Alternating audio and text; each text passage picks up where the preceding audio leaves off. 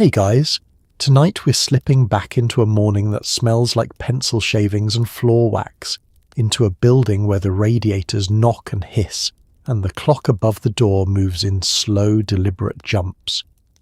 We are going back to school in 1970s America. Back to the era of chalk dust and mimeograph ink, of metal lunchboxes and long yellow buses idling at the corner in the grey light of early morning. Before we settle in, take a moment to like the video and subscribe, but only if this quiet little corner of the past feels like home to you. And thank you, sincerely, to the viewer who suggested this one. You always seem to know exactly where the heart of a memory lives, and it means more than I can say that so many of these ideas come straight from you. Your suggestions are what shape this channel and help it grow, one gentle evening at a time. Drop a comment and tell me where you're listening from tonight and what the schools were like where you grew up.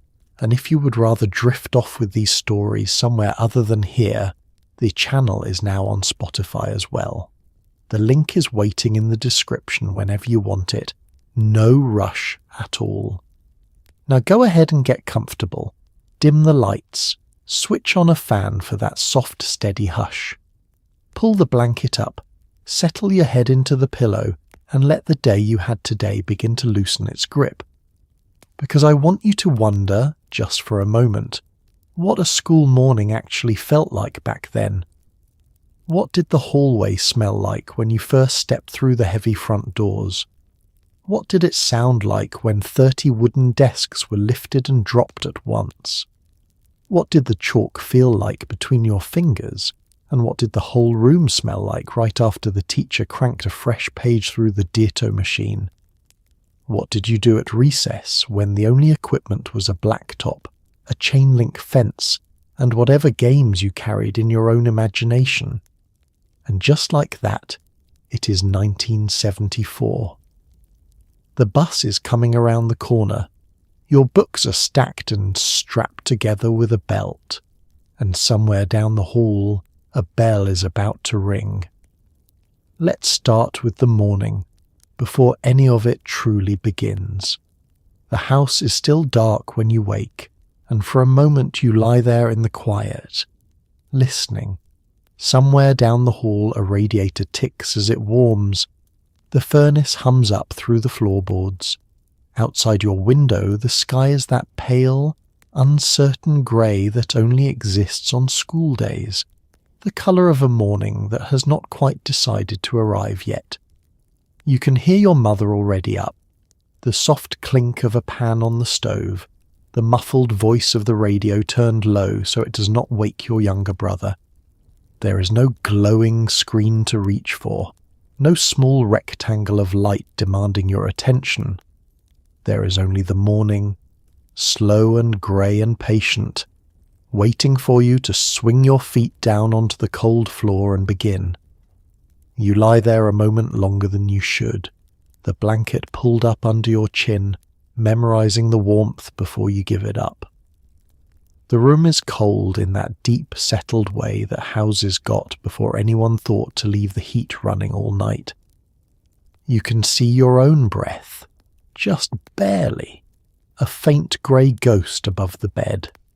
The window is edged with frost on the worst mornings, feathered patterns that you could scratch away with a fingernail if you wanted, and sometimes you do, just to see the dark yard appear through the little clearing you've made. Then you swing your feet down, and the floor is a shock, and that is the true beginning. The linoleum is like ice through your socks, and you cross it quickly, hop in a little, the way you always do. The house has a geography you know by heart in the dark, the creak in the third step, the door that sticks, the exact spot in the hallway where the warm air from the kitchen finally reaches you and wraps around your ankles like something alive. You follow that warmth the way you always have, drawn down toward the light and the smell of coffee that belongs entirely to the grown-ups, and the sound of the percolator working away on the back burner. Your father is at the table, or already gone depending on the shift he keeps.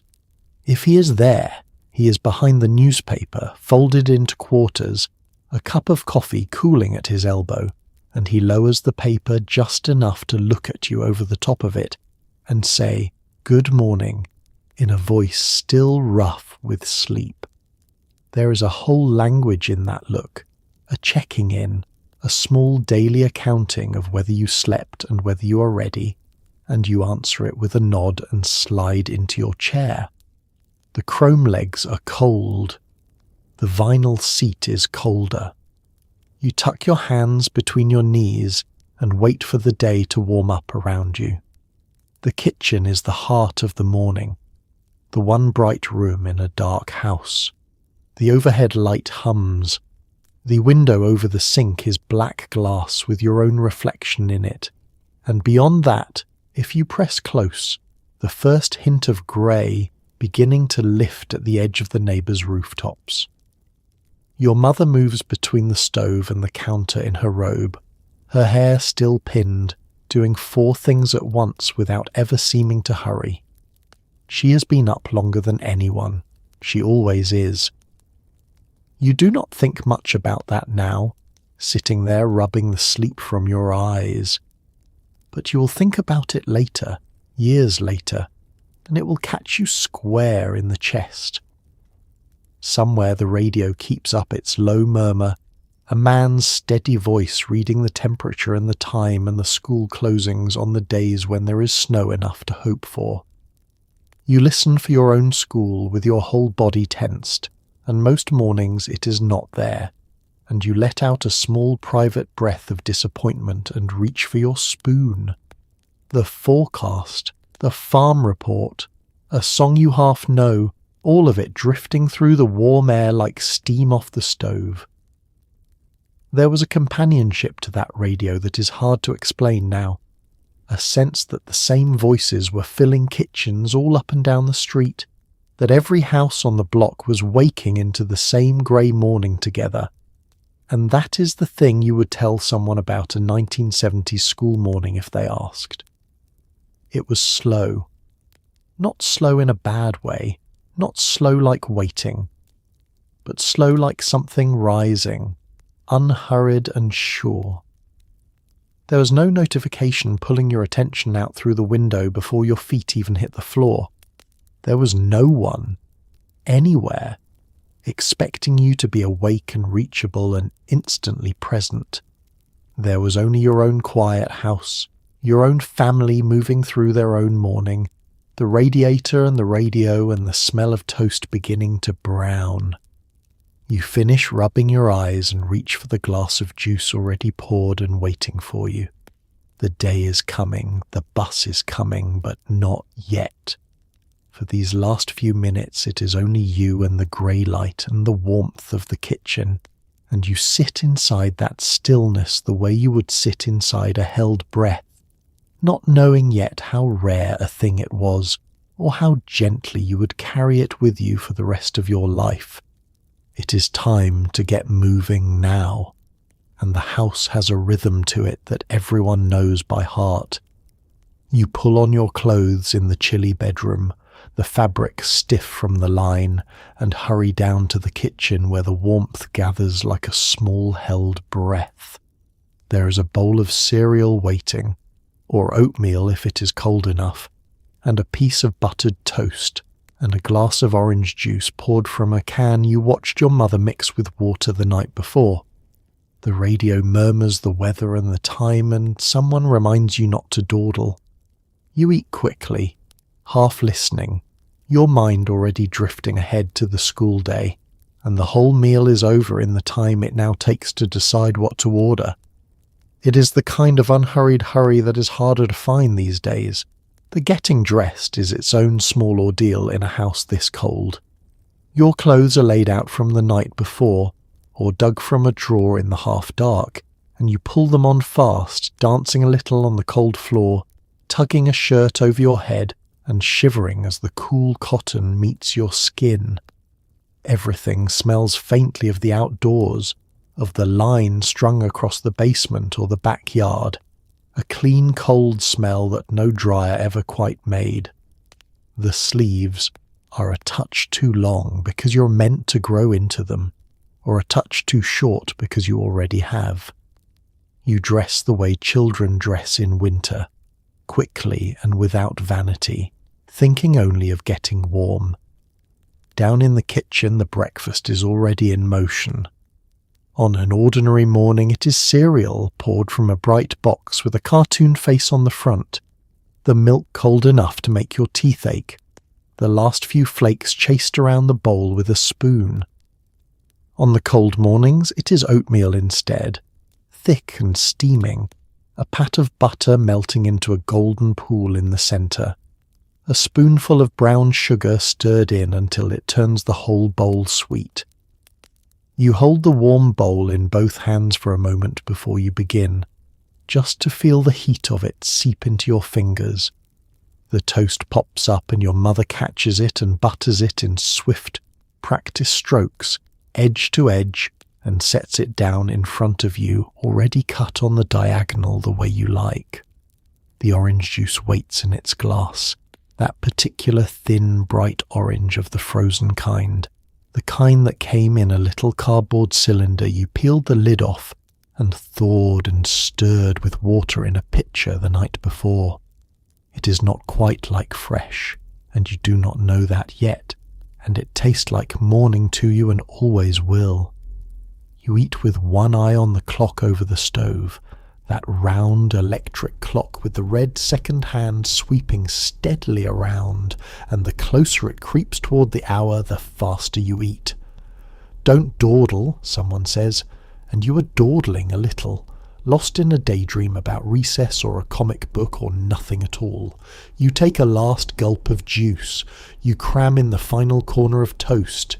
You are always eating that last bite standing up, halfway out of your chair, one arm already reaching for your coat. There is a whole ballet to a family kitchen at this hour, everyone crossing paths, a younger sibling fussing over the wrong cereal, someone hunting for a lost shoe, your mother handing out lunches and gloves and reminders in one continuous motion. She knows where everything is. She knows what everyone needs before they know it themselves. She presses a lunch into your hands and smooths your hair down flat with her palm, one quick pass, and you duck away from it the way you always do, and she does it anyway. What strikes you now, looking back, is how fast it all was and how little it was fussed over. Breakfast was not an event. It was not planned or photographed or agonized over. It was a bowl and a piece of toast and a glass of juice, the same as yesterday and the same as tomorrow, eaten quickly in a warm kitchen while the clock ticked toward the bus. There was a plainness to it that was its own kind of comfort, a sense that some things simply happened, reliably, every single day, without anyone having to decide anything at all, and then it is over, as suddenly as it began. The bowl is in the sink.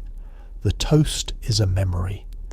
You're shrugging into your coat by the back door, stamping your feet into your shoes, your mother calling after you to button up, it's cold out there. The warmth of the kitchen is already behind you.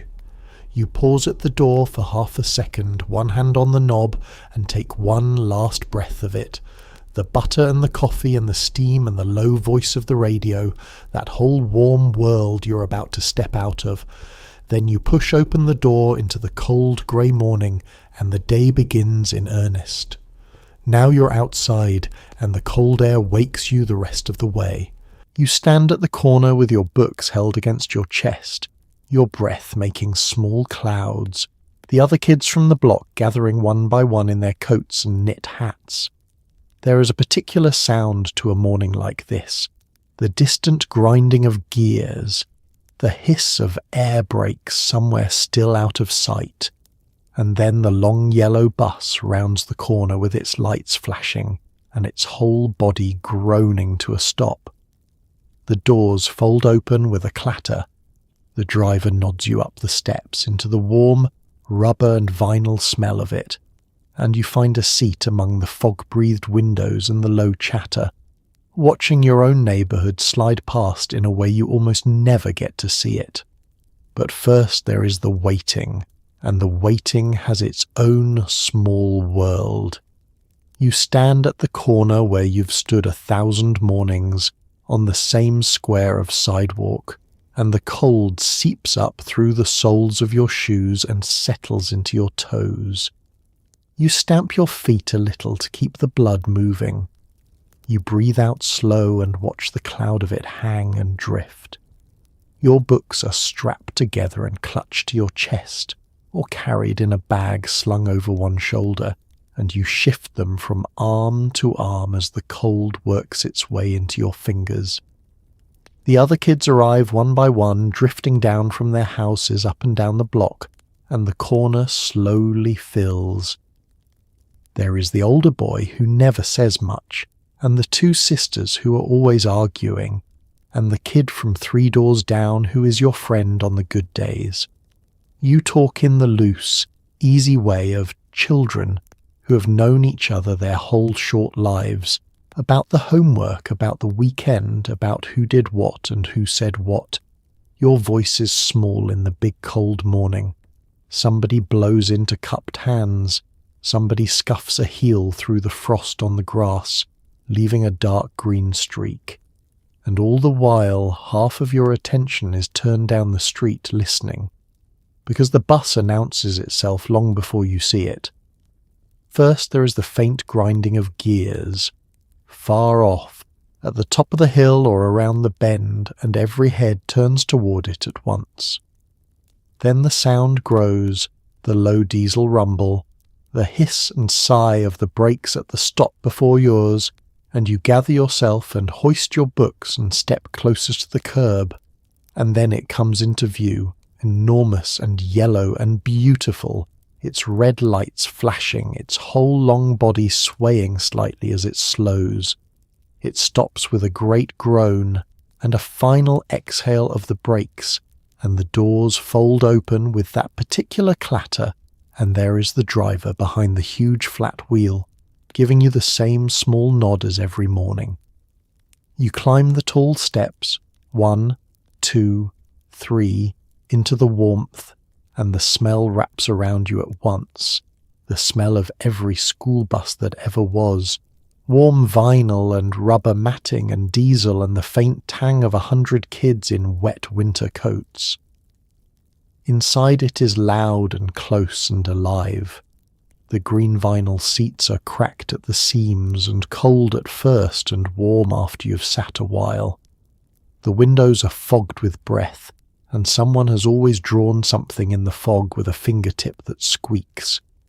You make your way down the swaying aisle, your hand steadying on each seat back, hunting for a spot, and you drop into a seat by the window and press your knees up against the metal back of the seat in front of you.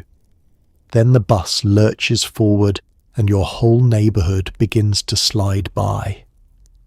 And this, you realise even then, is the strange gift of the bus ride, that it shows you your own streets from a height and an angle you almost never see them. There are the houses you know, but taller now, and the yards, and the corner store, all of it drifting past the fogged glass in the grey light. You watch a man scraping his windshield. You watch a dog trotting purposefully along a fence line on some business of its own. You watch the whole small world you live in going about its morning, unaware of you watching, and there is a quiet magic in it. It is funny to think of now, that long swaying ride, all those children packed together with no way to reach anyone beyond the windows, no little screens to disappear into. There was only the talk and the fog on the glass and the passing streets. You looked out the window because there was a window to look out of, and you saw things, and you thought your own slow thoughts, and the bus carried you gently toward the day. It is a quiet you did not know to treasure then, and would give a great deal to feel again now. The bus lets you out, and there it is, the school itself, low and brick and solid, planted at the edge of the blacktop like it has always been there and always will be. The schoolyard is already alive with motion. Kids chase each other in loose, looping circles. A rubber ball bounces somewhere off a wall. Girls stand in tight clusters near the doors, and boys line up along the fence, and everyone is waiting for the same thing, that first bell that has not rung yet. The air smells like cold concrete and diesel and the faint sweetness of somebody's forgotten lunch. You find your friends, or your friends find you, and for these few loose minutes before the day is officially yours, the schoolyard belongs entirely to the children who fill it. You step down off the bus into the noise of it, and the sound rises up to meet you all at once. Dozens of voices layered over each other, shouting and laughing and calling names across the pavement. There is a wildness to this stretch of the morning, a last burst of freedom before the doors open and swallow everyone into the quiet order of the day. The teachers are not out here yet. Not really. Or if they are, they hang back near the doors with their coffee and their whistles, letting the children run themselves out like colts in a field. The blacktop stretches wide and grey, cracked in places, painted here and there with faded lines from games whose rules everyone knows without being told. Along one edge runs the chain-link fence, cold to the touch, hung with frost on the worst mornings, and boys line up against it or hook their fingers through the diamonds of wire and lean back on their heels. Beyond the fence is the ordinary street, the ordinary town going about its business, but in here, on this side of the wire, it is entirely a children's country. You scan the yard for your own, and there they are. Or here they come, breaking off from a knot of others to fall in beside you. There is no ceremony to it. You simply arrive at each other the way you do every morning, and the conversation picks up wherever it left off yesterday. And within a minute you are deep in some urgent negotiation about a game, or comparing what your mother's packed, or arguing cheerfully about something that does not matter in the slightest. This is the good talk, the unhurried talk, the talk of children who have nowhere else they need to be for exactly 6 more minutes. Around you the whole yard is in motion. A game of tag spirals across the open pavement, its boundaries invented and reinvented on the run. A red rubber ball, the kind that stung your palm when you caught it, bounces off the brick wall and is chased down by a shrieking pack. The girls near the doors have their own quieter geography, heads bent close, sharing something, laughing behind cupped hands. Somebody is showing off a new lunchbox. Somebody is close to tears over something that will be forgotten by lunch. It is a whole society out here, complex and complete, running entirely on its own rules, and the smells of it stay with you, the way the smells of childhood always do. The cold, clean bite of the concrete and the frost, the diesel hanging in the air where the bus is idle at the curb, and underneath it all, faint but unmistakable, the sweetness of somebody's forgotten lunch, a banana going soft in a bag, an orange peeled and abandoned, that particular schoolyard smell that meant nothing then and means everything now. What you did not know, standing out there with your breath clouding and your friends around you, was that this was one of the last stretches of the day that belonged entirely to you. No bell had rung, no lesson had begun, no grown-up had told you where to stand or what to do or how to do it. You were simply out in the cold morning air with the other children, running or talking or leaning on a fence, filling the minutes however you pleased. It was unstructured in a way that has become almost unimaginable, unwatched in a way that would make a modern parent's heart stop. And it worked. Somehow, it worked. Children sorted out their own games and their own quarrels and their own friendships in that open yard morning after morning with no one hovering, no one narrating, no one recording a single second of it. It lived only in the memory of the kids who were there. Then, off in the building, a hand reaches for a button, and you feel it coming the way you always do, the last loose seconds draining away. You take one more breath of the cold, sweet air, and you turn, with everyone else, toward the doors. Then the bell rings, and everything changes at once. It is not a gentle chime, but a real bell, loud and metallic and impossible to ignore, and the whole yard begins to funnel toward the doors as if pulled by a single string. Inside, the hallway swallows you into its long, echoing brightness. The floor is polished to a shine that squeaks under your shoes. The lockers line the walls in rows of dull green and grey. The smell hits you all at once, that unmistakable school smell of floor wax and old paper and pencil shavings and warm radiator dust, a smell you would know anywhere for the rest of your life. Kids stream past in both directions, calling to each other over the noise, and somewhere in all of it, you find your way to your room. That bell was a thing of iron and electricity, mounted high on the brick wall, and when it went off it did not politely suggest that recess was over, it announced it, harsh and insistent, ringing out across the whole yard until every child in earshot felt it in their teeth. There was no arguing with a sound like that. The games froze mid-motion.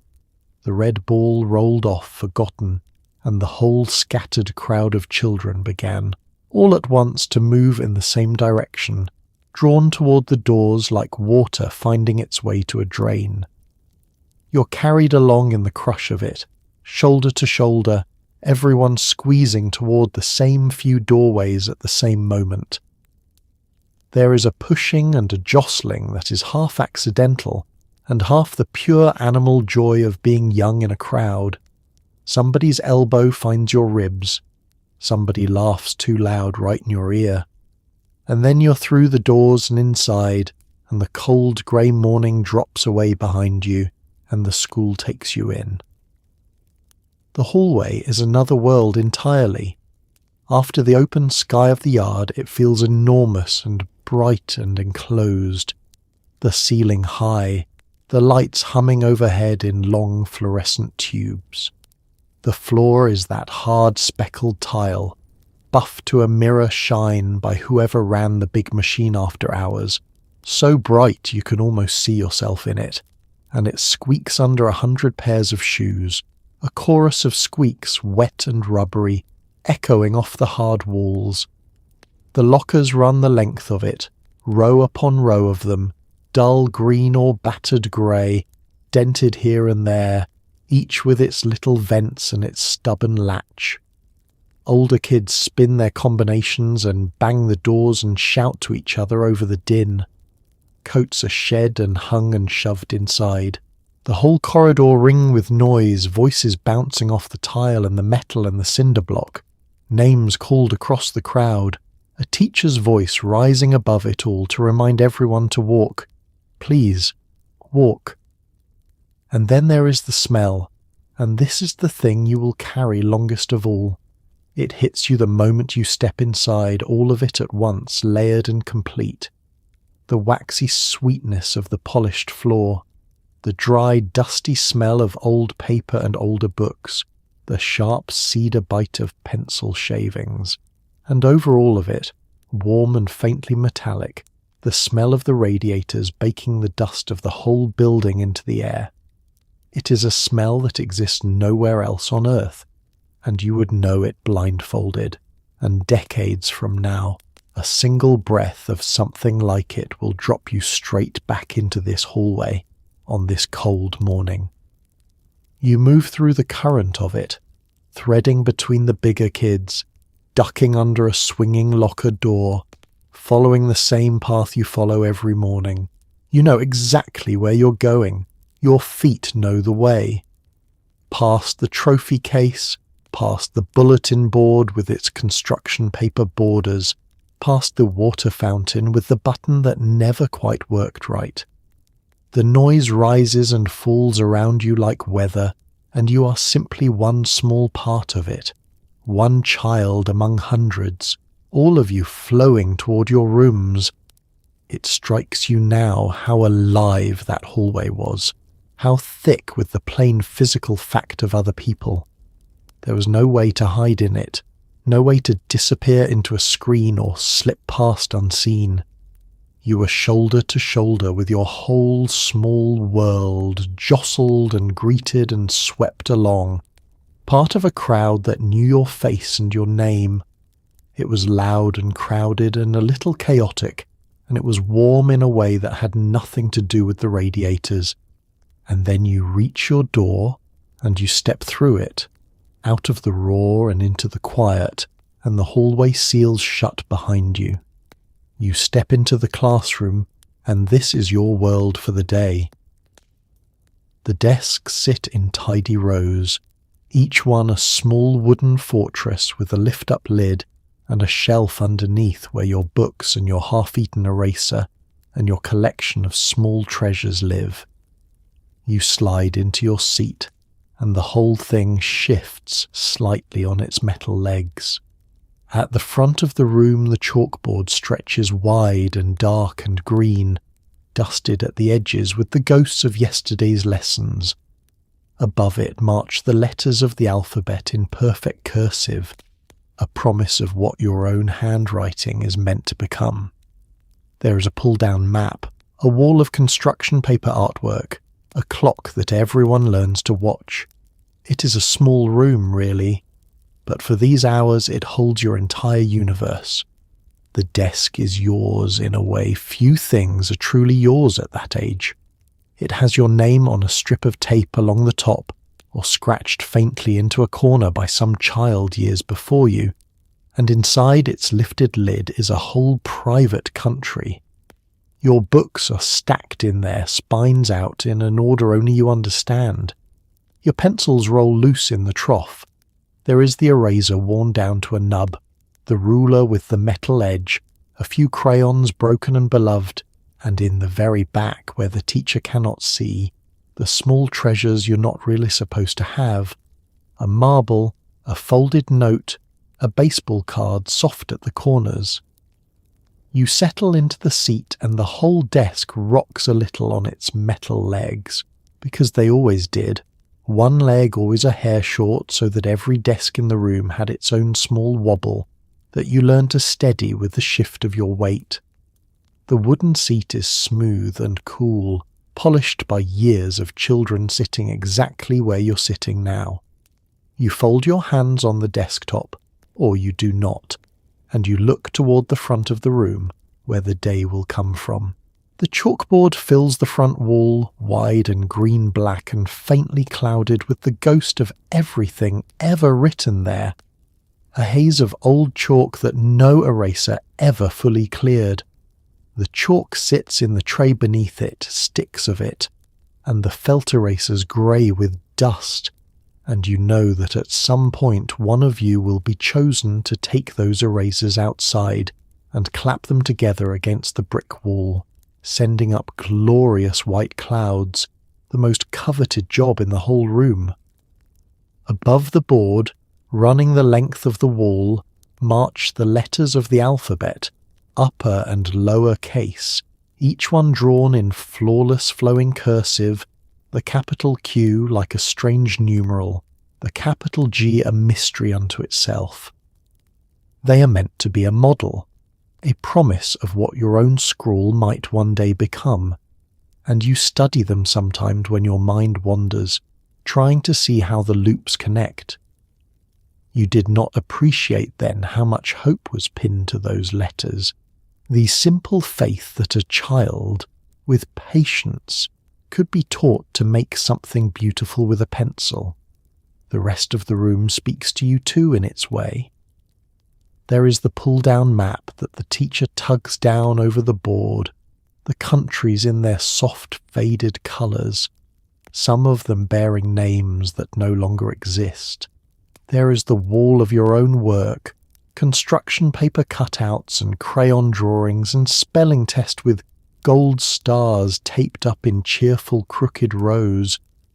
There is the flag in its corner, and the little shelf of well-worn books, and the coat closet along the back where 30 coats hang dripping through the winter. And there is the clock. High on the side wall, round and plain, its red second hand sweeping steadily around, and you will come to know that clock better than almost anything in the room. You will learn every position of its hands.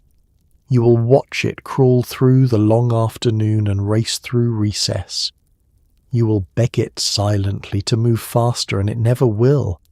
And later in life you will find yourself begging it to move slower, and it never will do that either. It was a small room, 30 desks, a board, a flag, a clock, some paper on the walls.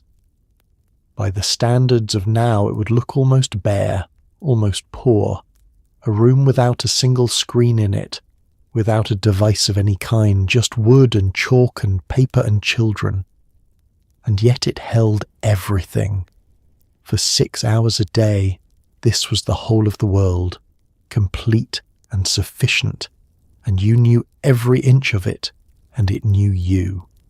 You sit at your desk in the settling quiet, your treasures secret beneath the lid, the alphabet marching above the board, the clock beginning its long patient journey around the day, and you wait, with the whole room waiting around you, for it all to begin. The day begins the same way it always does. A voice crackles over the intercom, tinny and far away, and the whole school rises together. You stand beside your desk with your hand over your heart, facing the flag in the corner, and recite the words you have said so many times they have worn smooth in your mouth. Then come the announcements, the lunch menu, the reminders, a name or two called down to the office, all delivered in that flat administrative tone that somehow made everything sound important. You sit back down. The teacher takes attendance, calling each name and pausing for the small voice that answers here. There is a comfort in this sameness, a quiet ceremony that told you, every single morning, exactly where you were and exactly who was there with you. The intercom lived up in the corner, a small brown speaker box with a metal grill, and when it clicked on there was always that half-second of hiss and pop before the voice arrived, so that the whole room went still in anticipation of it. The voice belonged to the principal, or to a secretary in the front office, and it came through thin and flattened and slightly distorted. A voice from somewhere else in the building, a voice that seemed to come from the walls themselves. "Good morning," it said, and the day had officially begun. You rise at the sound of it, all of you together, the scrape of 30 chairs pushed back at once, and you turn to face the flag in its corner. You place your right hand over your heart, the way you were taught, small palm flat against your chest, and you begin to speak the words. And here is the strange thing about those words, that you had said them so many hundreds of times that they had gone smooth and worn as a stone in a river, the syllables running together, the meaning long since dissolved into pure familiar sound. You did not think about them. You simply said them, the whole room saying them together in that flat drone that children fall into, one long ribbon of sound unspooling toward the flag. And then you sat, and the announcements came. They were the small news of the school, delivered in that particular flat official tone that made the most ordinary things sound weighty and important. The lunch menu read aloud so that a small ripple of joy or dismay went through the room depending on the day. A reminder about the book fair, or the picture day, or the forms that were due. And then, most thrilling of all, a name or two called down to the office, and every child's head would turn, and the named child would rise red-faced and gather their things and slip out the door, while the rest of you wondered, silently and enviously, what they had done. Once the intercom clicked off, The room belonged to the teacher again, and she took attendance. She read down her list, name by name, in the order she always used, and each name was answered by its small voice. A here, a present, a raised hand. You waited for your own name and answered it and felt, in that small moment, the quiet click of being counted, of being known to be there, of being one of the number that made up the room that day. She marked her book. She noted the empty desks. She knew, without asking, who was out with a cold and who had moved away and who was simply late. There was a ceremony to all of it that no one called ceremony. It was just the way the morning went, the same steps in the same order, the intercom and the flag and the words and the roll. But it did something, that sameness. It gathered the loose scattered children in from the wild yard and the roaring hall and settled them into one shared quiet. It marked the boundary between the outside and the inside, between your own time and the school's time. It said, gently and without saying it, that you were here now, all of you, together, in this room, on this morning, and that the day would now proceed. You do not find much of that anymore, that daily small ritual that asks a whole crowd of people to stop and stand and say the same thing at the same moment and simply be for a minute entirely present in the same place. So much of life has come loose from its old anchors, its fixed times and shared beginnings. But back then the day had a shape you could count on, a threshold you crossed together every single morning. The teacher closes her attendance book. The room has settled, and into that clean quiet, the real day begins. Now let's talk about the person who ran it all, the teacher standing at the front of the room.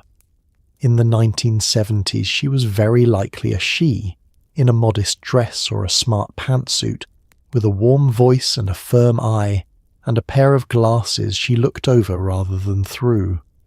She wrote on the board in that flawless slanted hand, the chalk clicking and squeaking, and she had a way of going quiet and simply waiting that could settle a whole room faster than any raised voice. She knew your name and your habits and exactly which excuses you were likely to try. She was, in her way, the closest thing that classroom had to weather, steady on most days, occasionally stormy and impossible to argue with. You spent more waking hours with her than with almost anyone, and you would remember her face for decades.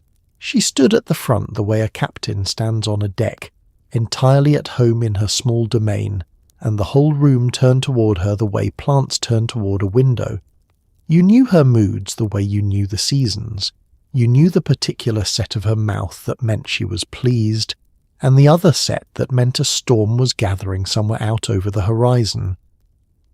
You learned to read her the way sailors learn to read the sky, because your whole day depended on it, and because she was, for those 6 hours, very nearly the most important person in the world. Her handwriting was a marvel and a model. She wrote across the board in a flowing slanted script, fast and sure, the chalk clicking and squeaking as it went, laying down the date and the lessons and the words you were meant to copy. Every letter was perfect. Every line was straight without a ruler. And when the chalk broke, as it always did, she caught the falling piece without looking and kept right on writing, and you watched her hand move and despaired of ever making your own do anything half so graceful. But her real power was not in her voice, it was in her silence. When the room grew loud, when the whispering rose and the shuffling spread, she did not shout. She simply stopped. She set down her chalk and folded her hands and looked out over you all, and she waited. And that waiting was more powerful than any shout could ever be, because it fell on the room like a slowly closing hand, one child going quiet and then another, each one nudging the next, until at last the whole room was still and every eye was on her, and she had not said a single word. Then, into that hush, she would simply continue, as if nothing had happened at all. She knew you. That was the thing you understood only later, how completely she knew you. She knew your name and the names of all 30 of you and never once got them wrong. She knew who was quick with numbers and who struggled, who was shy and who was trouble, who'd come to school without breakfast, and who was carrying something heavy at home that no one spoke of. She knew your handwriting from across the room. She knew every excuse before you had finished inventing it, and she let you finish anyway, watching you over the top of those glasses with an expression that said she had heard this one many times before. There was a fairness to her that you did not always appreciate in the moment. She could be firm, even hard when the day called for it. She kept a whole room of restless children in order through sheer steady presence, and when someone crossed a line there were consequences, plain and immediate, delivered without drama and without grudge. But underneath the firmness was a warmth you could feel even when she was cross with you, a sense that she was on your side, that all of this, the rules and the drills and the endless careful correction, was somehow for you and not against you. She was paid very little for it. She spent her own money on the gold stars and the extra pencils.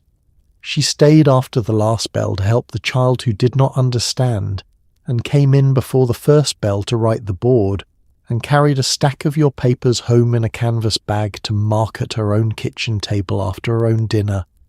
You did not think about any of that then. You thought of her simply as a fixture of the world, permanent as the building, and it did not occur to you that she was a person with a whole life beyond the room. You would spend more of your waking hours that year with her than with your own parents. She would shape your hand and your habits, and though you would not know it for years, some quiet corner of the person you were becoming. And long after you had forgotten the lessons themselves, you would remember her face, the glasses, the slanted writing, the patient waiting silence, with a tenderness that would surprise you. Some of the morning belonged to words. You took turns reading aloud from the same worn paperbacks, following along with your finger, praying the teacher would not land on you right at the hard part. And then there was penmanship, an entire subject devoted to the careful shaping of letters. You bent over your paper with your tongue between your teeth, tracing the loops and tails of cursive between the dotted guidelines, trying to make your capital letters look like the ones marching across the top of the board. It was slow, patient work, and your hand ached from it, but there was pride in a page done well. In an age when so much writing has become a matter of tapping glass, there is something almost tender about a time when the shape of your own hand was a thing worth practicing. The reading came from books that had passed through many hands before yours, their covers soft and their corners rounded, their pages faintly grey at the edges from all the fingers that had turned them. You each had a copy, and you read around the room, one child at a time, a paragraph or a page, while everyone else was meant to follow along. And so you sat with your finger pressed to the line, sliding it word by word, keeping your place, counting ahead in a quiet panic to the paragraph that would fall to you, praying it would not be the one with the hard word in it, the name you could not pronounce, the sentence that tangled the tongue. When your turn came, your voice went thin and careful, and you read slowly, sounding out the difficult ones, feeling the whole room listening, feeling the teacher's patience or her gentle correction. And then it passed to the next child, and you sank back into your seat, relieved, and let the story carry on in someone else's voice. There was a fellowship in it, 30 children building a single story together out loud, each adding their piece, stumbling and recovering. The tale passed hand to hand around the room like a bucket in a line. And then there was penmanship, which was its own subject, taken seriously, given its own time. This seems a strange thing now, that the mere shaping of letters should be a discipline unto itself, but it was, and you gave yourself to it entirely. You had the special paper, the kind with the solid lines and the dotted line running down the middle, the guide that showed you how tall the little letters climbed and how far the tall ones reached, and how low the tails of the G and the Y were meant to hang.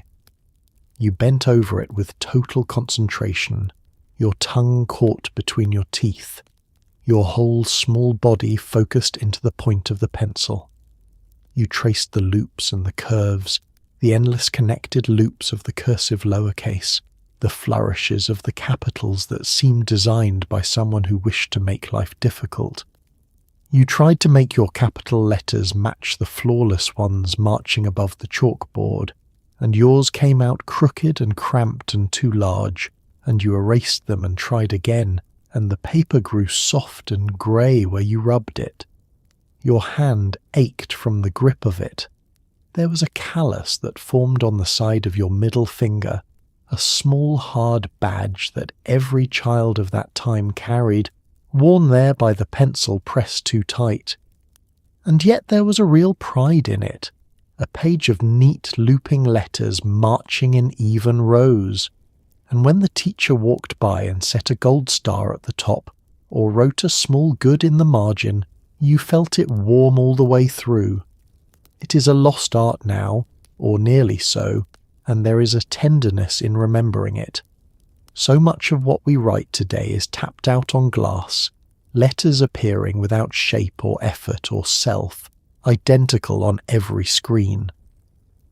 But there was a time when your handwriting was yours, as particular as your face, and the making of it was a thing worth hours of patient practice. You were being taught, without quite knowing it, that some things are worth doing slowly and carefully and by hand, for no reason other than the quiet dignity of doing them well. Then came the numbers.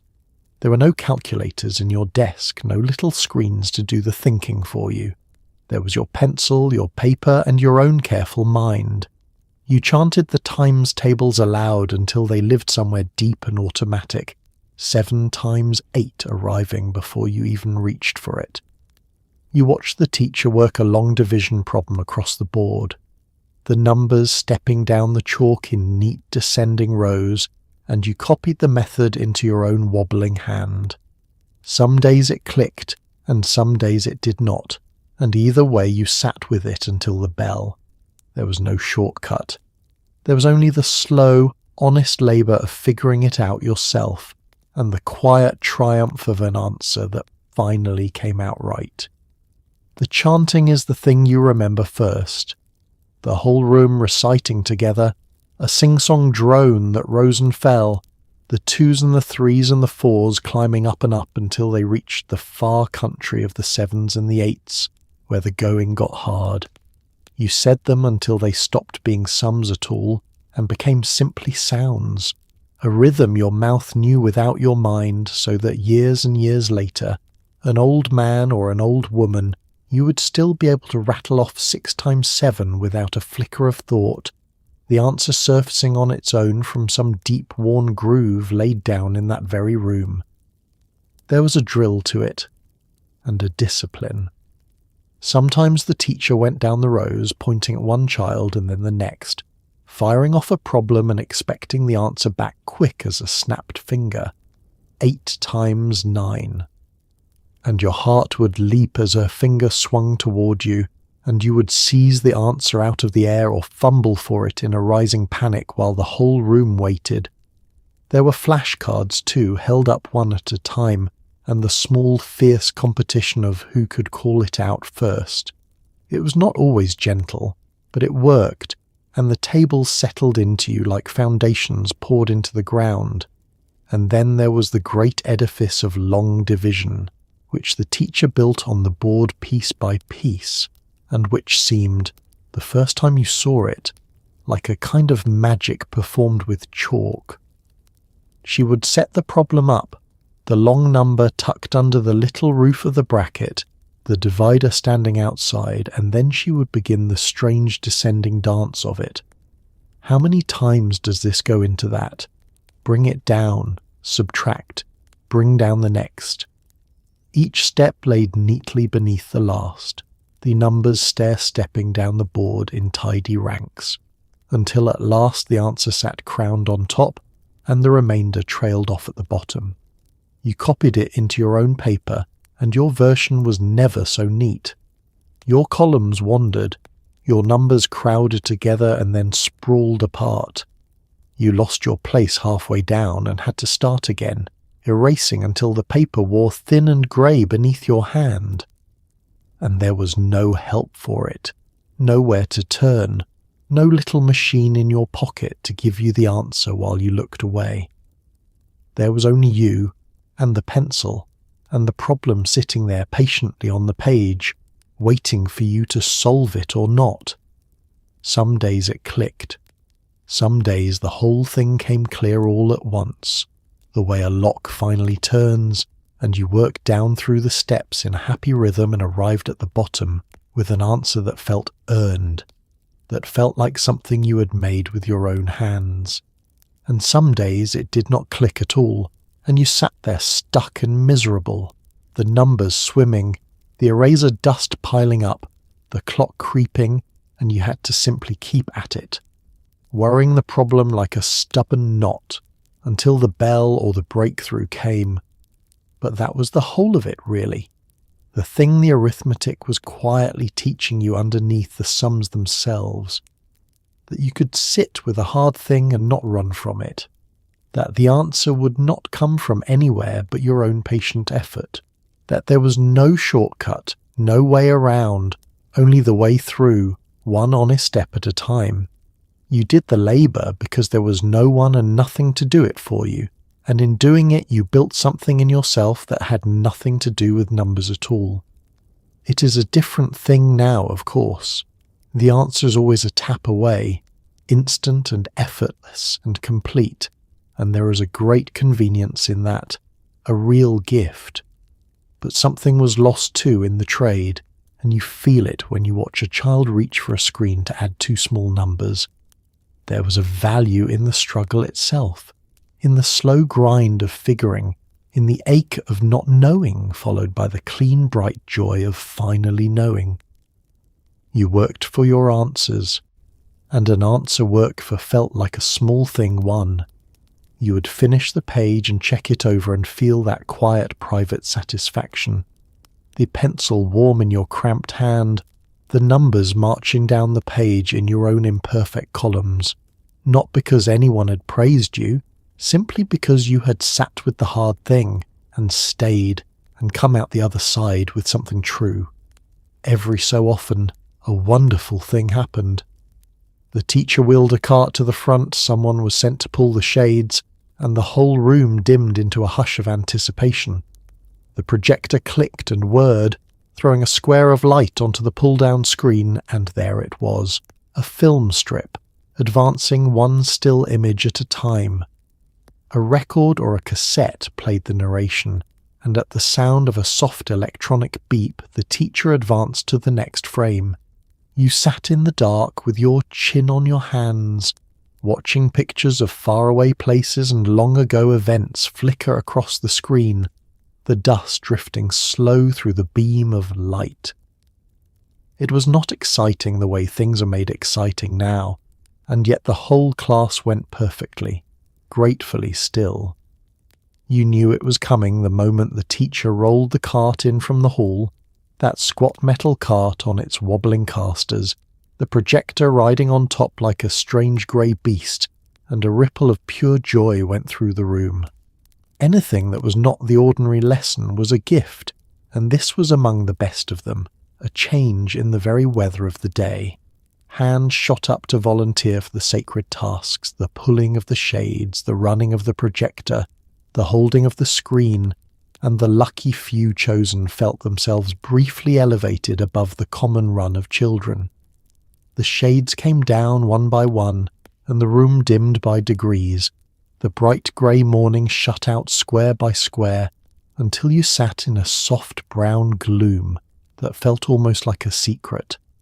And then the projector's lamp snapped on, throwing a hot white square onto the pulled-down screen, and the little machine began to hum and warm, that particular electric smell of hot dust and heated metal rising from it, a smell that meant something good was about to happen.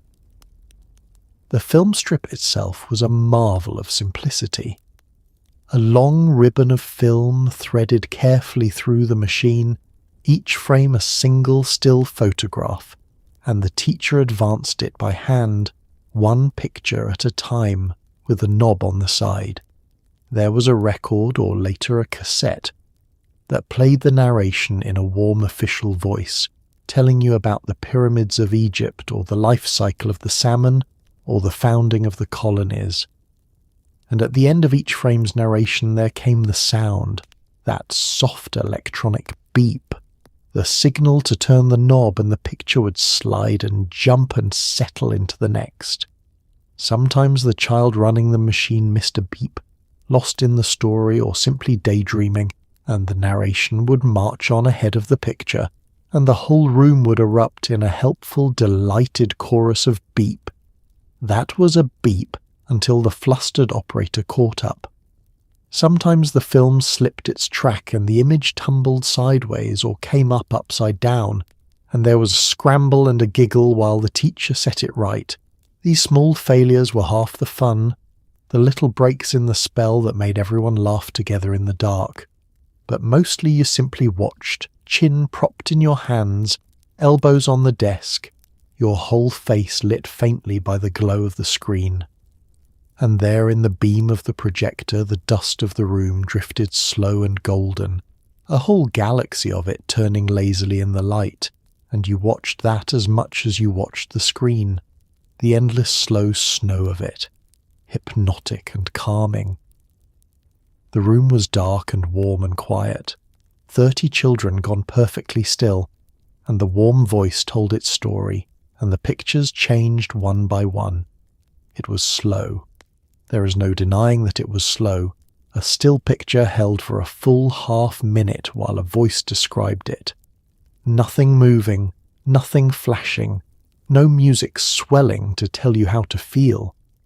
By the standards of now, it would seem almost unbearably patient, a thing designed to test the attention of a modern child raised on a torrent of motion. And yet you sat rapt. The whole class sat rapt.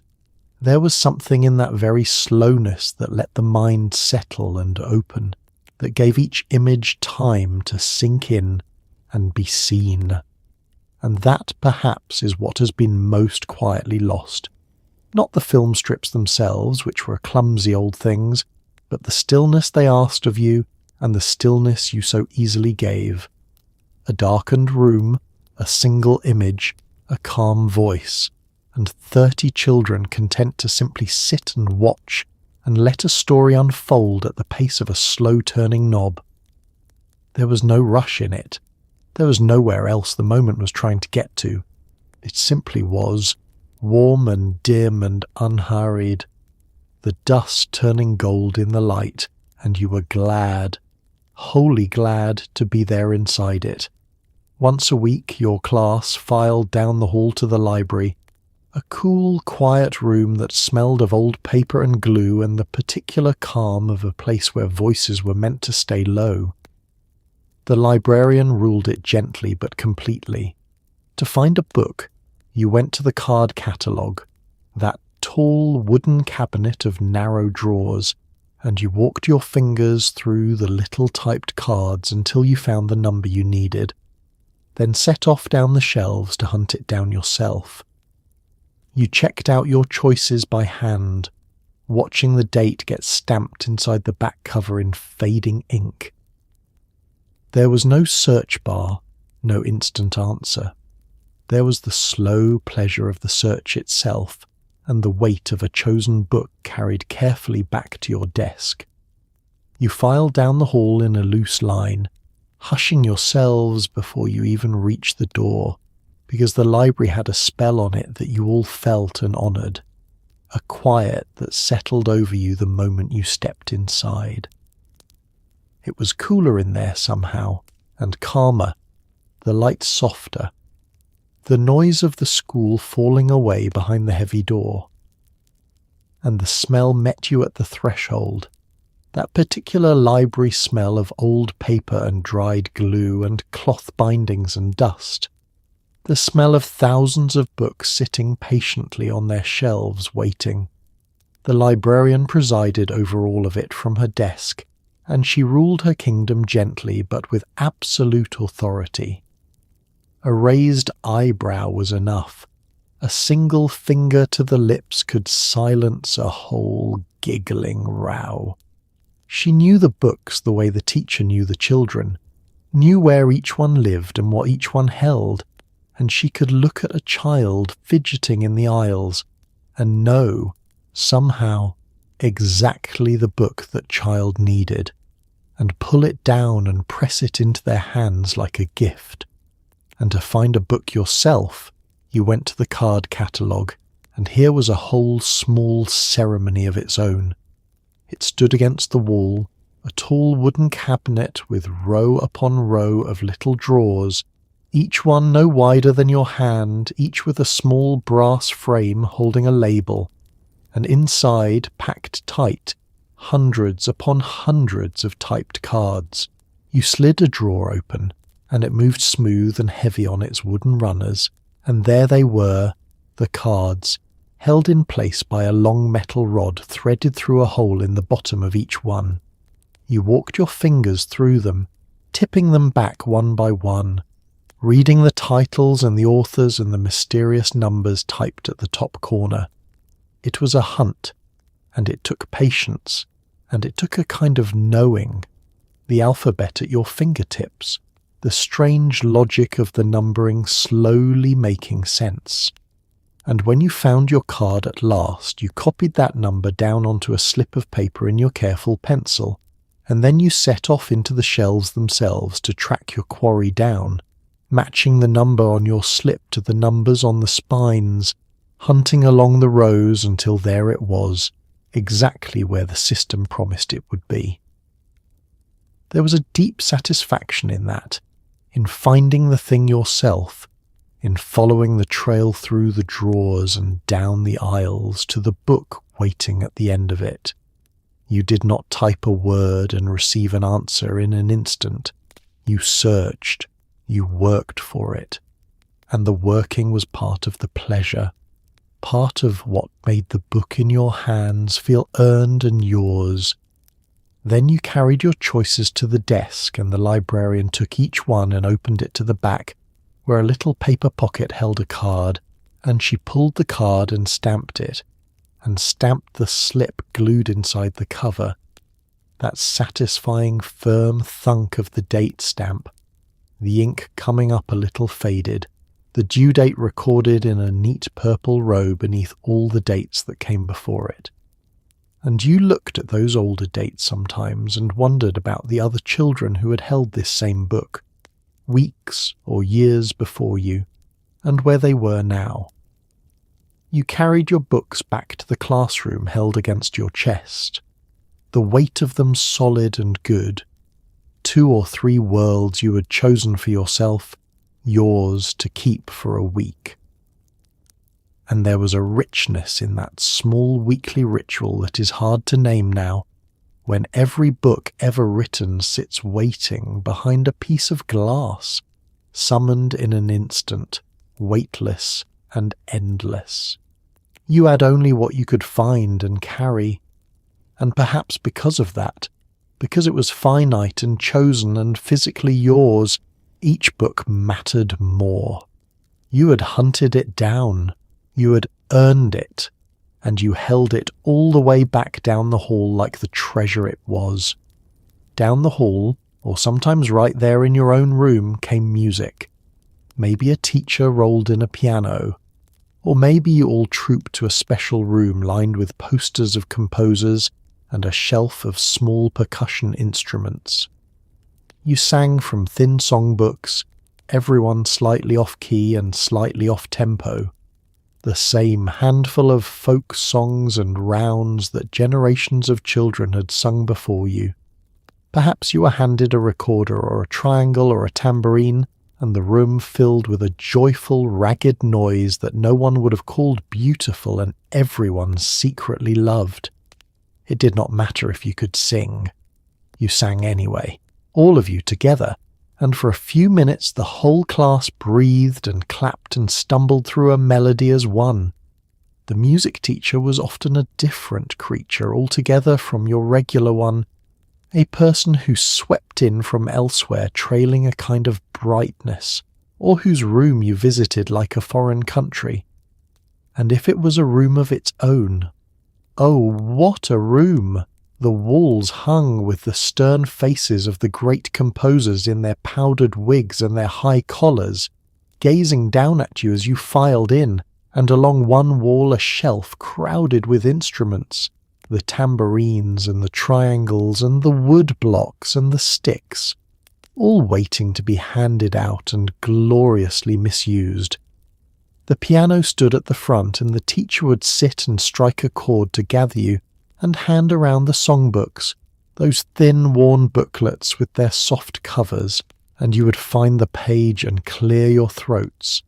And then you sang. You sang the old songs, the folk tunes and the rounds and the spirituals and the sea shanties, the same songs children had been singing in these rooms for generations, songs about oceans and railroads and mountains, songs whose words you only half understood and did not need to. You were, most of you, terrible. There's no kind way to put it, and no need to. The room was a glorious mess of sound. Some children booming too loud, some barely whispering, a few sailing along a half-step flat and perfectly happy about it. Everyone a beat or two behind or ahead of the piano. It did not matter. That was the great secret, and the great gift of it. No one was auditioning. No one was being ranked or recorded or judged. You simply opened your mouths and made the sound together. All of you. The tuneful and the tuneless alike, and the whole ragged noise rose up and filled the room. And when the rounds came, that was the finest chaos of all. The room split into groups, and one side would begin, and then the teacher would point to the second side to come in a line behind, and then the third, the same melody chasing itself around the room in overlapping loops, and it was a wonder it held together at all, and it barely did, and the delight of it was almost too much to bear. You concentrated fiercely on your own part, trying not to be pulled off by the other voices, and when it worked, when the whole tangled thing resolved and ended together, a spontaneous cheer would go up. Then came the instruments, handed out with great ceremony and no small amount of squabbling over who got the tambourine and who was stuck with the humble wood block. And whatever you were given, you played it with your whole heart, shaking and striking and clacking, keeping the beat or not, the triangles chiming and the tambourines jingling, and the whole percussion of 30 untrained children crashing along beneath the melody in a joyful ragged thunder. It was noise. Let us be honest, it was mostly noise, but it was your noise, made together, and there was something in it that no polished performance could ever hold. You were not there to be good. You were there to make music with your whole class, badly and loudly and gladly, to feel the beat move through a whole room of children at once, to be, for a few minutes, one clumsy, joyful body of sound. That is a rare thing to be given now, the permission to be bad at something and to do it anyway, purely for the joy of the doing, with no one keeping score. But that music room gave it to you freely, week after week. And though you would forget most of what you were taught, you would not forget the feeling of it, the whole class breathing and clapping and stumbling through a song as one, gloriously, imperfectly together. Art class had a smell all its own, a mix of thick white paste and tempera paint and freshly cut construction paper. You covered your desk with newspaper and rolled up your sleeves and made things, real things, with your own 2 hands. There were finger paintings and macaroni glued into pictures, drawings coloured so hard the wax shone, and clay that dried grey and cracked and was treasured anyway. Nothing had to be good. That was the quiet miracle of it. You simply made, freely and messily, and pinned the result to the wall to dry, and carried it home at the end of the day in careful hands to be admired at the kitchen table. It was creativity before anyone told you creativity was supposed to be impressive. The paste came in a big white tub, and it had a smell you would know anywhere, and, if you were that sort of child, a taste. Because there was always someone who ate the paste, and everyone knew who, and no one was truly surprised. It was thick and cool and white, applied with a little wooden stick or a fingertip, and it dried shiny and tight and pulled the paper into gentle wrinkles no matter how carefully you smoothed it down. That smell, cool and faintly sweet and vaguely of almonds, is one of the deep smells of childhood, filed away forever alongside the crayons and the chalk.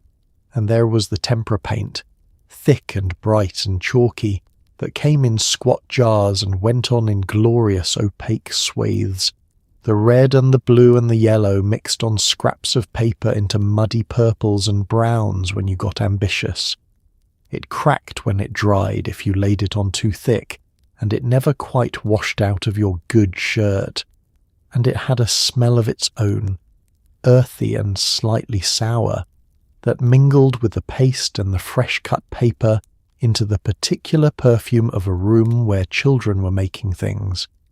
You prepared for it like a small ritual, spreading yesterday's newspaper across your desk, rolling your sleeves up past your elbows, and then you were free. And what you made, oh, what you made. Finger paintings, your whole hand dragged through the cool, slick paint, prints of your own splayed fingers marching across the page. Pictures built of dry macaroni glued into shapes, elbow noodles and little wheels and shells, painted gold sometimes for a special occasion. Drawings coloured so hard and so long that the wax built up and shone, the crayon pressed down with the fierce total commitment that only a child can bring to a colouring page. And the clay, the grey modelling clay that you rolled and pinched and coiled into lopsided pots and stubby animals, and that dried out pale and cracked and crumbling, and that you carried home and set on your windowsill and treasured for months regardless, because you had made it with your own hands, out of nothing.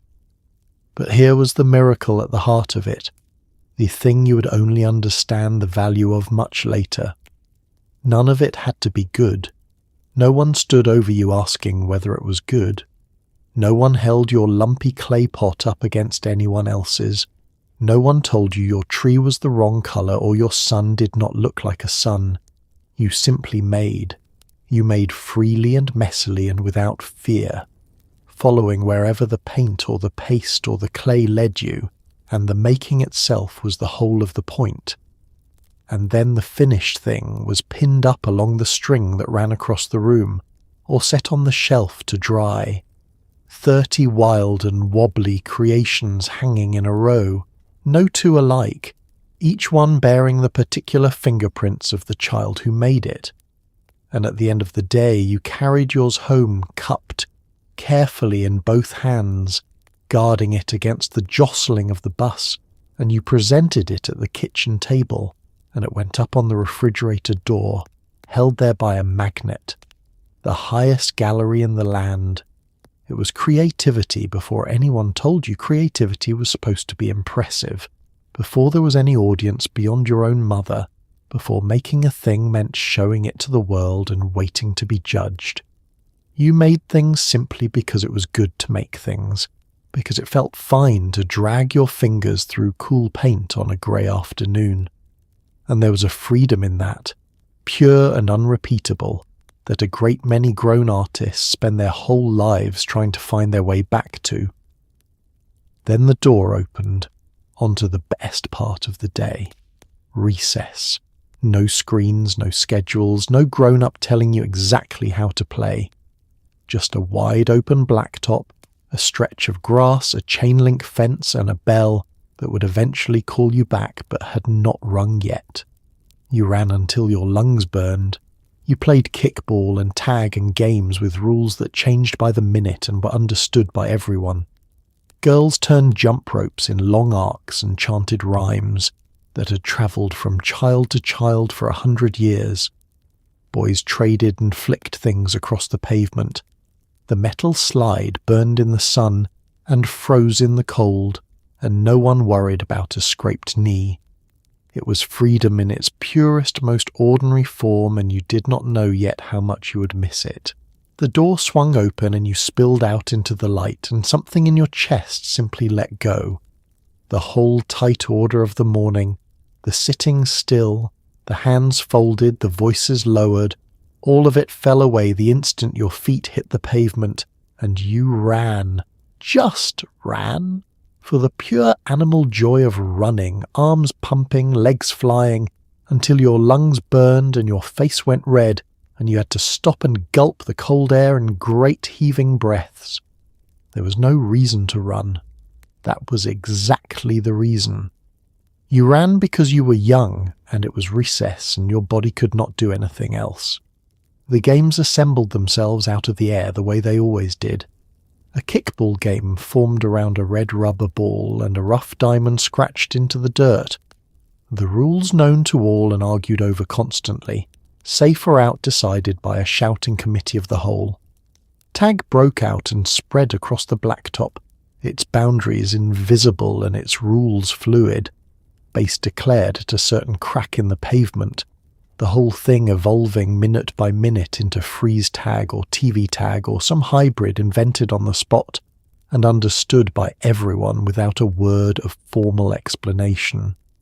Over on their part of the yard, the girls turned the long ropes, two of them working the ends in great steady arcs, while a third darted in, and they chanted the rhymes as they jumped, the old rhymes, the ones about teddy bears turning around and ladies with alligator purses, verses that had been passed from child to child to child for 100 years or more, travelling down through the generations on nothing but the breath of children. Learned from an older sister, taught to a younger one, an unbroken chain of chanted words stretching back further than anyone knew. The boys had their own economies down on the pavement, trading and flicking and bartering, marbles or cards or bottle caps, whole systems of value and exchange rising and collapsing in the space of a single recess. There were fierce brief friendships and fierce brief feuds, alliances and betrayals, a whole miniature society governing itself entirely without adult help, sorting out its own justice, keeping its own peace, mostly. And there was the equipment, such as it was, the metal slide that scorched the backs of your legs in the September sun and froze them in the January cold, the merry-go-round that some older kid always spun too fast, the monkey bars that raised blisters on soft palms. No one worried much about any of it. You fell and scraped your knee on the blacktop, and the sting brought tears for a moment, and then you got up and kept going, the wound forgotten, a scab to pick at for a week. A skinned knee was simply the tax you paid for a good recess, and everyone paid it, and no one thought a thing of it. The one true tyrant of the whole affair was the bell, and you kept half an ear cocked for it the entire time, dreading it, and it always came too soon. But until it rang, this stretch of ground was yours, wholly and completely yours, in a way that almost nothing else in your life ever was. No grown-up told you what to play or how to play it. No schedule broke the time into pieces. No screen pulled your eyes down and away from the other children. There was only the open blacktop and the grass and the fence and the sky, and a crowd of children left almost entirely alone to fill it however they saw fit. That is the thing that catches in your throat now, looking back. It was freedom, real freedom. The ordinary, unremarkable freedom of children turned loose to invent their own hours. It was unsupervised and unstructured and gloriously unrecorded, and it taught you things no lesson could. How to make a game, how to lose one, how to belong. You did not know then how rare it would come to seem, or how much you would ache for it.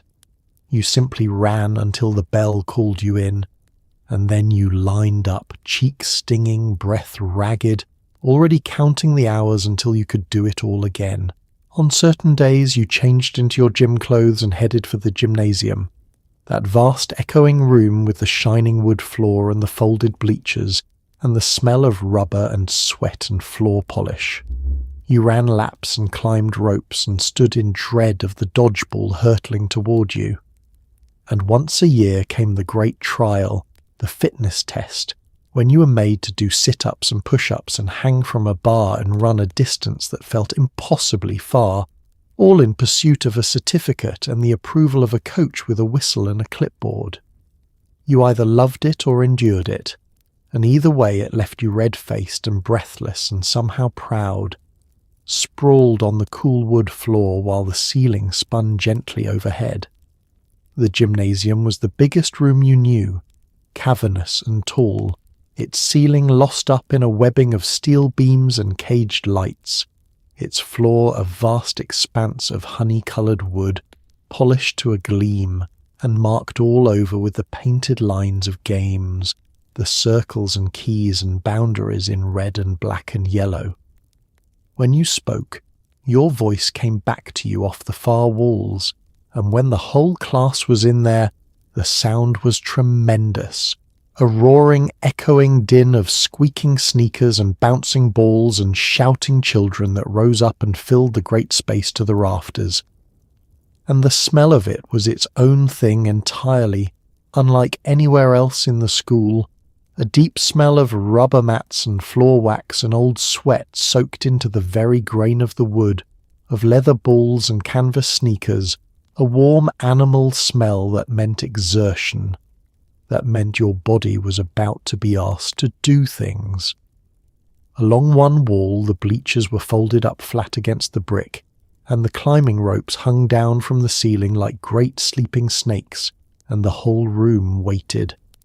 You ran your laps around the perimeter, sneakers squeaking, and you climbed those ropes, or tried to, some children shooting up hand over hand to slap the beam at the top, while others, and you were perhaps among them, dangled a few feet off the ground, arms trembling, going nowhere, sliding back down with palms burning from the rough hemp.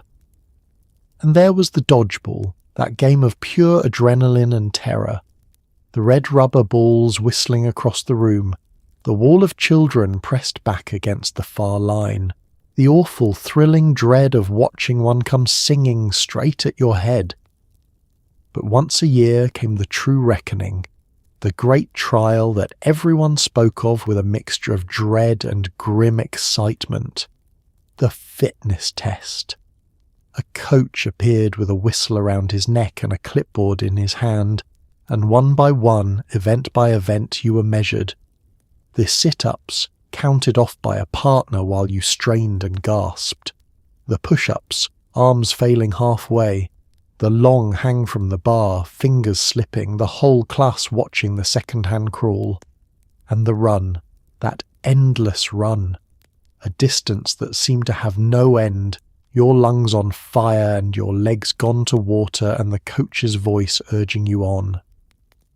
There was a certificate at the end of it for those who reached the marks, a printed sheet with a gold seal and a signature, and it was coveted beyond all reason, pinned to bedroom walls, shown to fathers at the dinner table. And whether you earned it or fell short, whether you were one of the natural athletes for whom it all came easy, or one of the puffing strugglers for whom every sit-up was a war, you came out the other side the same way, flat on your back on the cool wood floor, chest heaving, face scarlet, staring up at the caged lights while the ceiling spun slowly overhead.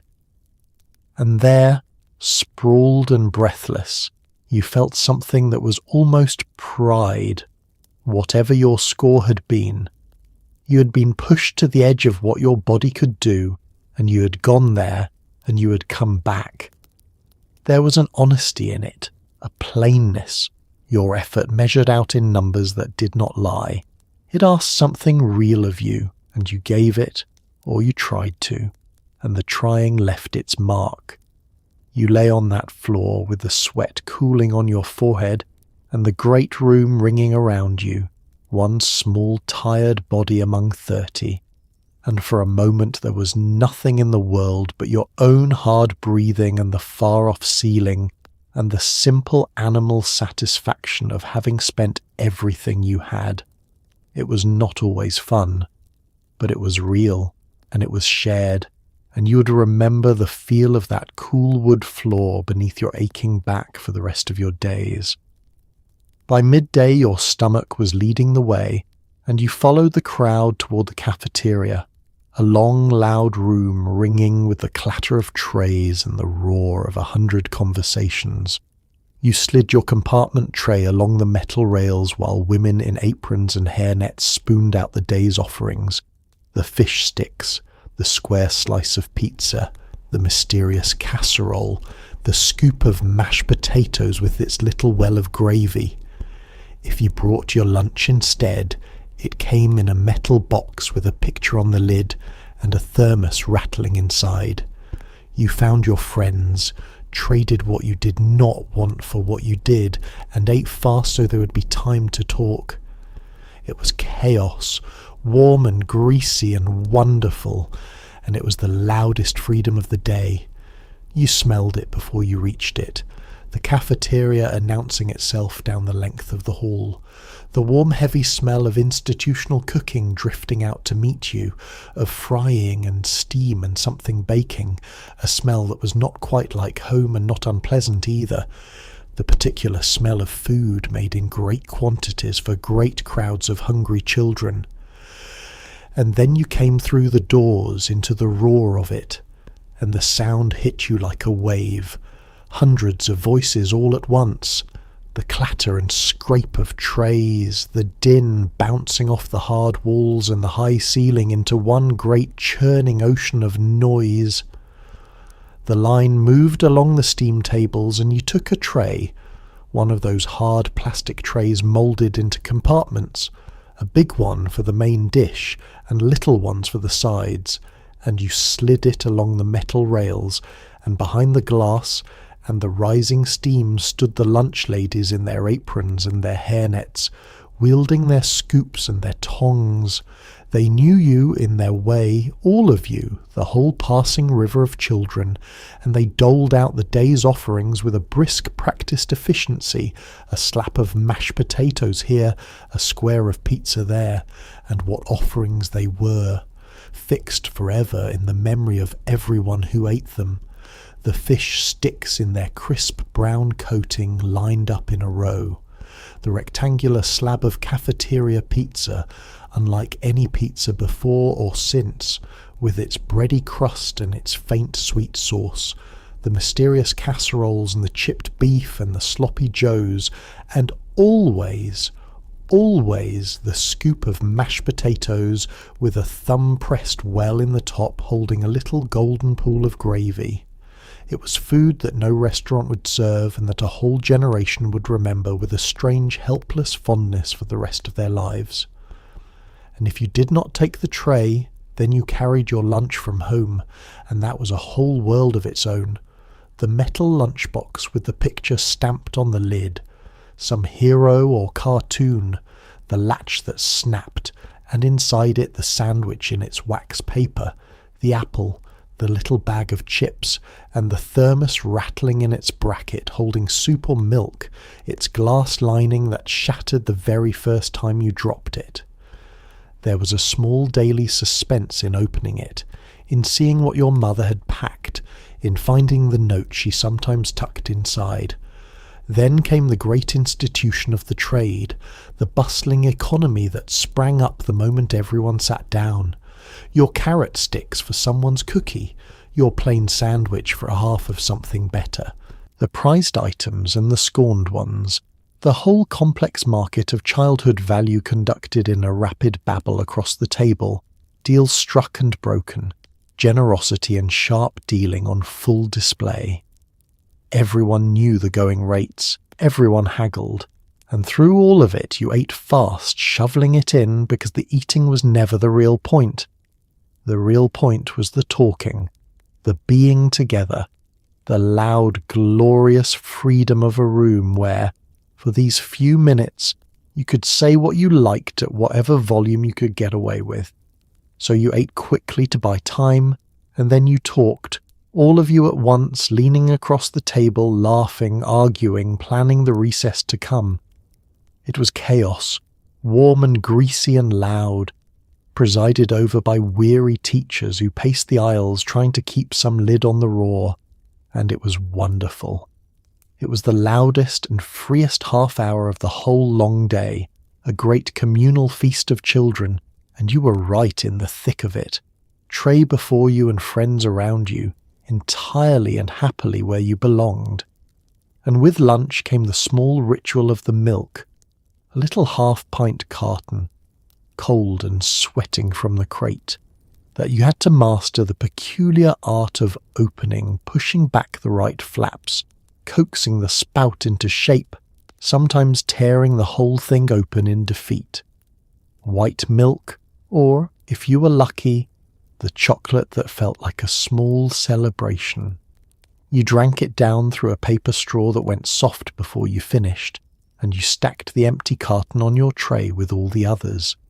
It cost only a few cents, and it arrived every single day, an ordinary small kindness so woven into the fabric of school that no one thought to notice it.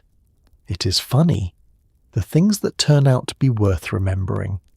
It came in a crate, a heavy wire or plastic crate hauled up from somewhere cold, the little cartons packed tight together, each one beaded with sweat from the chill, and there was always a monitor whose job it was to hand them out.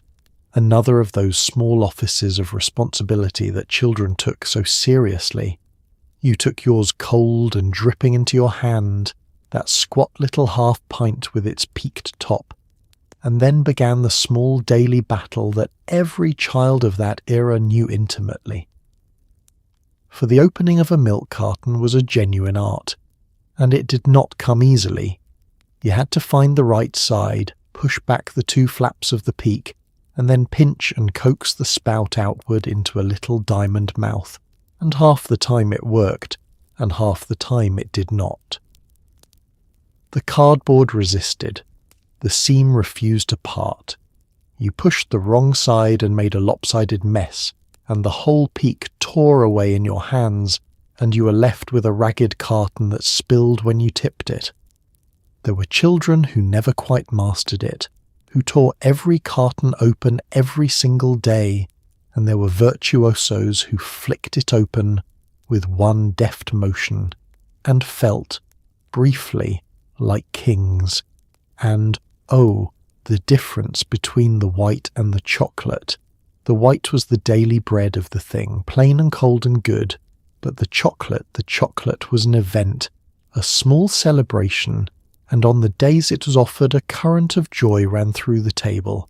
It was sweeter and richer and somehow felt like getting away with something, and you drank it slowly to make it last, and the child stuck with white watched with open envy. You drank it through a straw, a paper straw that came wrapped in its own paper sleeve, and the great trick was to blow the wrapper off, launching it across the table at a friend before you poked the straw down through the little spout. And that paper straw had a short and tragic life, going soft and soggy long before the carton was empty, collapsing in the middle so you had to switch to drinking straight from the spout, tipping the cold carton up and draining the last of it. Then you set the empty carton down and stacked it, because there was a whole architecture to the spent cartons, a leaning tower built up on the tray as the meal went on, and stacking yours neatly onto the pile was the final small act of the lunch, and that was it. That was the whole thing. A few cents, a cold carton, a paper straw, every single day, so ordinary and so constant that no one gave it a single thought. And yet here you are, all these years later, and it is one of the things that comes back to you clearest of all. Not the lessons, not the tests, the little carton of milk, cold and sweating in your hand, the fight with the spout, the small glory of the chocolate day. It is funny, truly, the things that turn out to matter, the way the smallest and plainest daily kindnesses are the ones that lodge deepest and stay longest. No one told you to remember the milk, you just do. Science in those years was often something you could touch. You planted bean seeds in little paper cups on the windowsill and watched day after day for the first pale curl of a sprout to push up through the soil. You kept a class terrarium or a jar of tadpoles or a hamster in a cage whose care sparked serious debates about whose turn it was. You watched the teacher demonstrate something with a magnet or a magnifying glass or a beaker of coloured water, and you copied diagrams into your notebook with careful arrows and labels. It was hands-on and unhurried, a matter of watching real things change slowly over real time. You learned that the world would show you its secrets, if only you were patient enough to keep looking. The bean seeds came first, and they are the thing you remember best. Each of you was given a little paper cup, the small waxed kind, and you filled it with dark, crumbly soil from a big bag the teacher kept, and you poked a hole with your finger and dropped the seed in and covered it over and pressed it gently down. Then you wrote your name on the side of the cup in pencil, careful and proud, and carried it to the windowsill where all the cups stood in a long row, 30 small, hopeful gardens lined up in the pale light, and the waiting began. And the waiting was the whole lesson, though you did not know it. Every morning you hurried to the windowsill to check, to see whether anything had happened in the night, and for days nothing did. Just the dark soil and the little cup and your own name in fading pencil. You watered it, perhaps too much, perhaps too little, and you worried over it, and still nothing. And then one morning, there it was, the smallest pale curl breaking the surface, a bent white stem shouldering up through the dirt, and the joy of it was enormous. Out of all proportion to the thing itself, you had grown it. From a hard little seed and some dirt and water and light and patience, you had grown a living thing. You watched it climb after that day by day, the stem straightening and greening, the first leaves unfolding, and some cups shot up tall and some stayed stubby and some sadly never came up at all, and there was a whole spectrum of triumph and heartbreak lined up along that sill. You measured them sometimes, marking the growth, learning without quite being taught that living things take their own slow time, that you cannot hurry a seed, that all your checking and hoping could not make it grow 1 hour faster than it would. And there were the class creatures too, which were a whole world of responsibility and delight. Perhaps a terrarium sat on the counter, a glass box holding a little world of moss and stones and some patient turtle or a lizard, and you pressed your face to the glass to watch. Perhaps a jar of pond water held tadpoles, and you tracked their slow, astonishing change, the sprouting of legs, the shrinking of tails, the whole miracle of it unfolding week by week before your eyes. And perhaps, best of all, there was a hamster in a cage, a soft, busy creature with a squeaking wheel, and the question of whose turn it was to feed him and clean the cage and, oh glory, To take him home over a long weekend sparked negotiations of the highest seriousness. The teacher's demonstrations had their own quiet magic. She would bring out a magnet and scatter iron filings on a paper and hold the magnet beneath, and you would gasp as the filings leapt and arranged themselves into those secret curving lines, the invisible made suddenly visible. She would hand around a magnifying glass and you would bend over a leaf or a fingertip or a grain of salt and see a whole hidden landscape swim into focus. She would drop colour into a beaker of water and you would watch it bloom and spread in slow, curling clouds. And you copied it all into your notebook, drawing careful diagrams in your best hand, the parts of the plant with arrows pointing to the root, and the stem and the leaf, each one labelled in your wobbling print. You were learning to look closely, to record what you saw, to notice and name the pieces of the world. It was slow, deliberate work, done with a pencil and your own two eyes, at the pace of a growing bean and a changing tadpole. That is the thing you understand now, looking back. Science, in that room, was not a screen or a video or a fact handed to you finished and complete.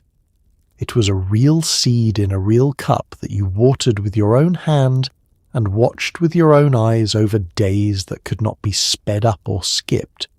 It was slow and it was patient, and it asked you to keep looking at the same small thing morning after morning until, one day, it changed.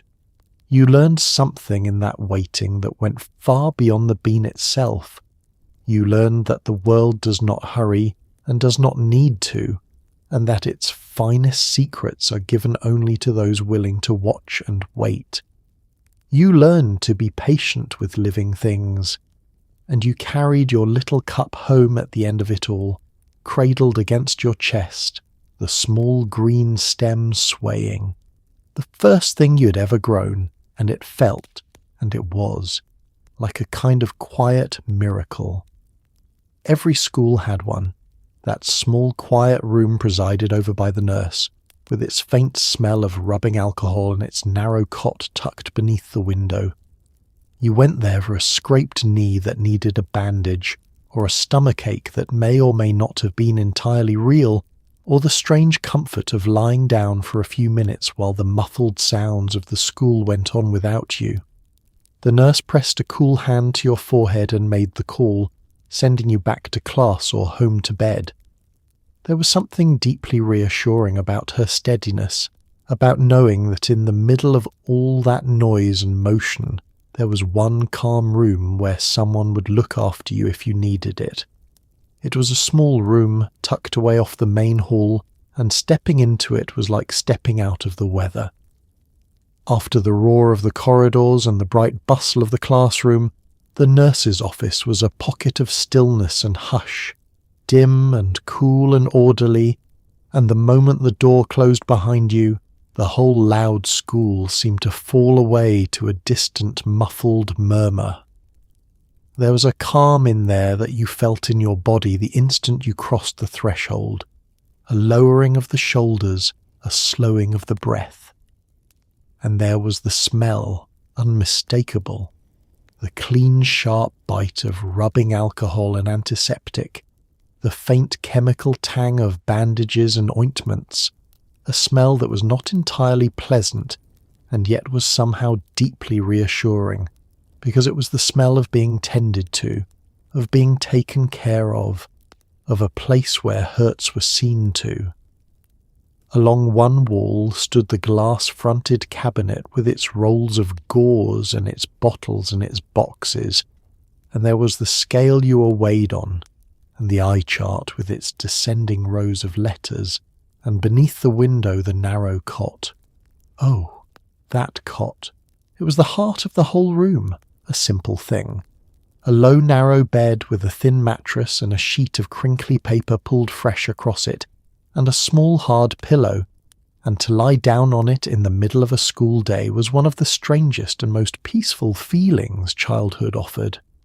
you would stretch out there with a stomachache, real or imagined, and stare up at the ceiling and listen to the sounds of the school going on without you, the far bell, the distant thunder of a class changing rooms, the muffled drone of a lesson through the wall, and you felt wonderfully, guiltily removed from all of it, set gently aside.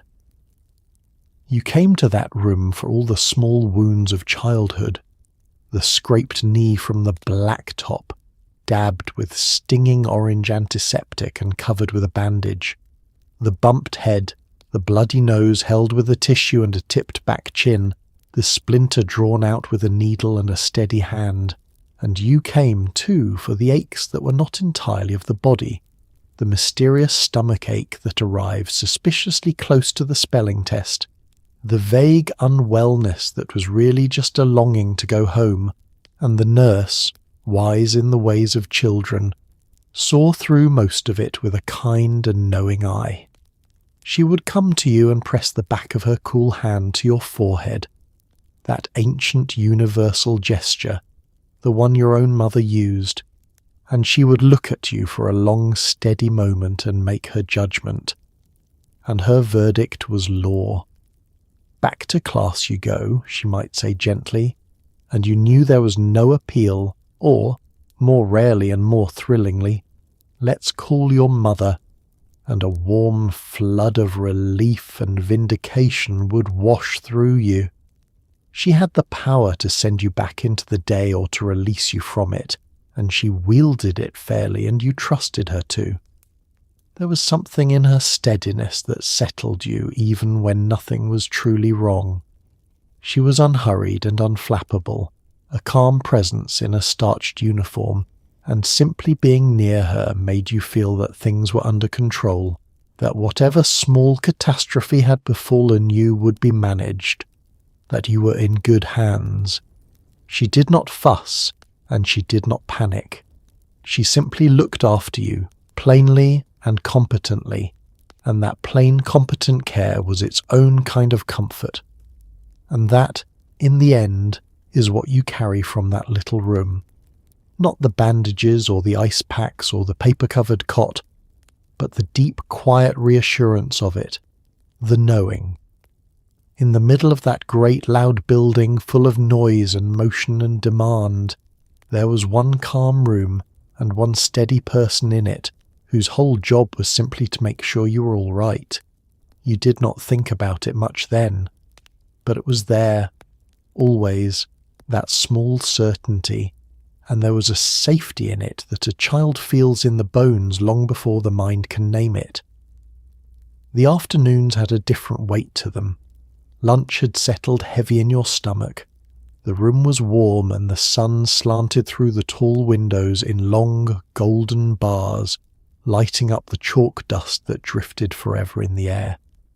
This was the drowsy hour when the teacher's voice grew soft and steady, and your own eyelids grew heavy, and you fought to keep your gaze from wandering to the clock and the impossibly slow crawl of its hands.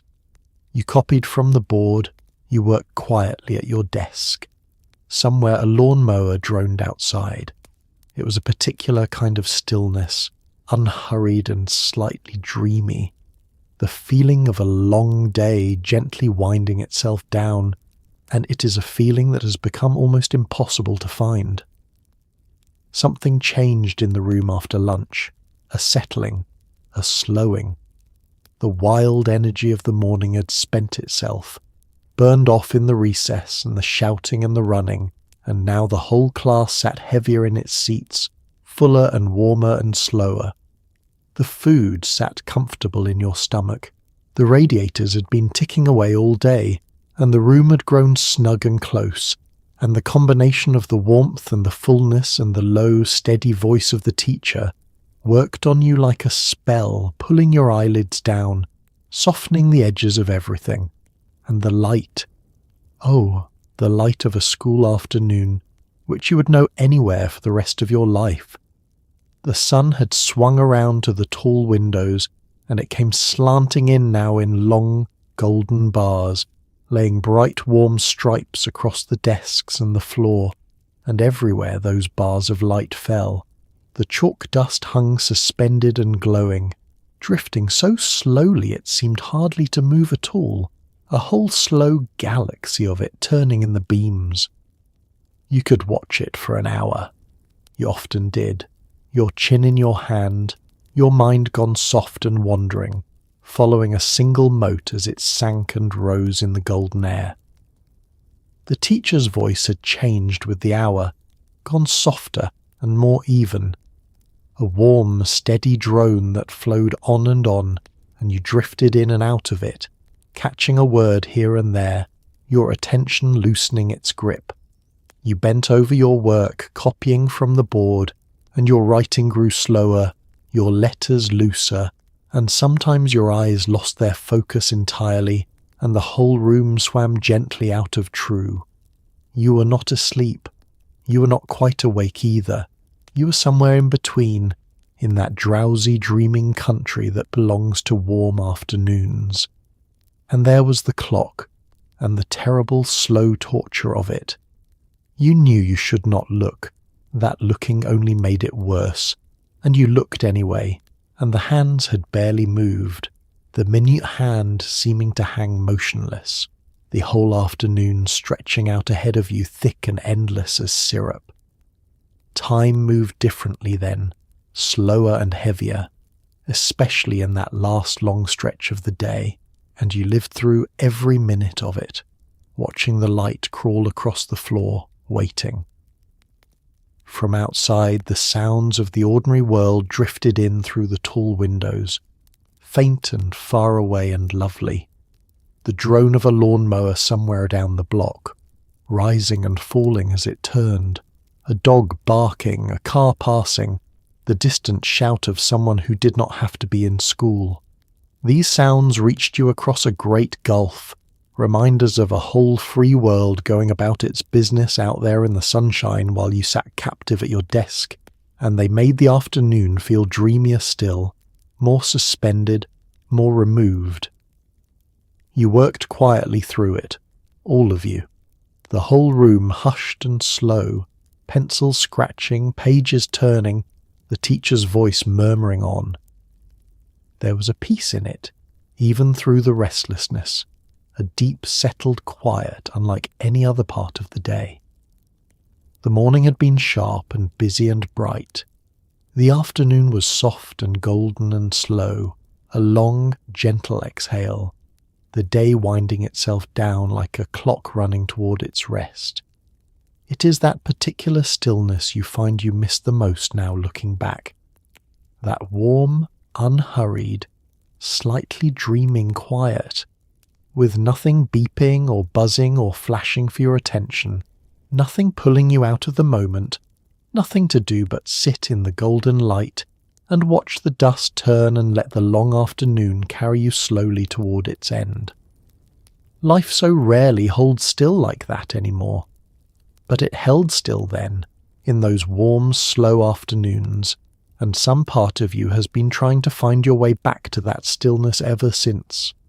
And then, at last, it came, the sound the whole afternoon had been leaning toward, the final bell.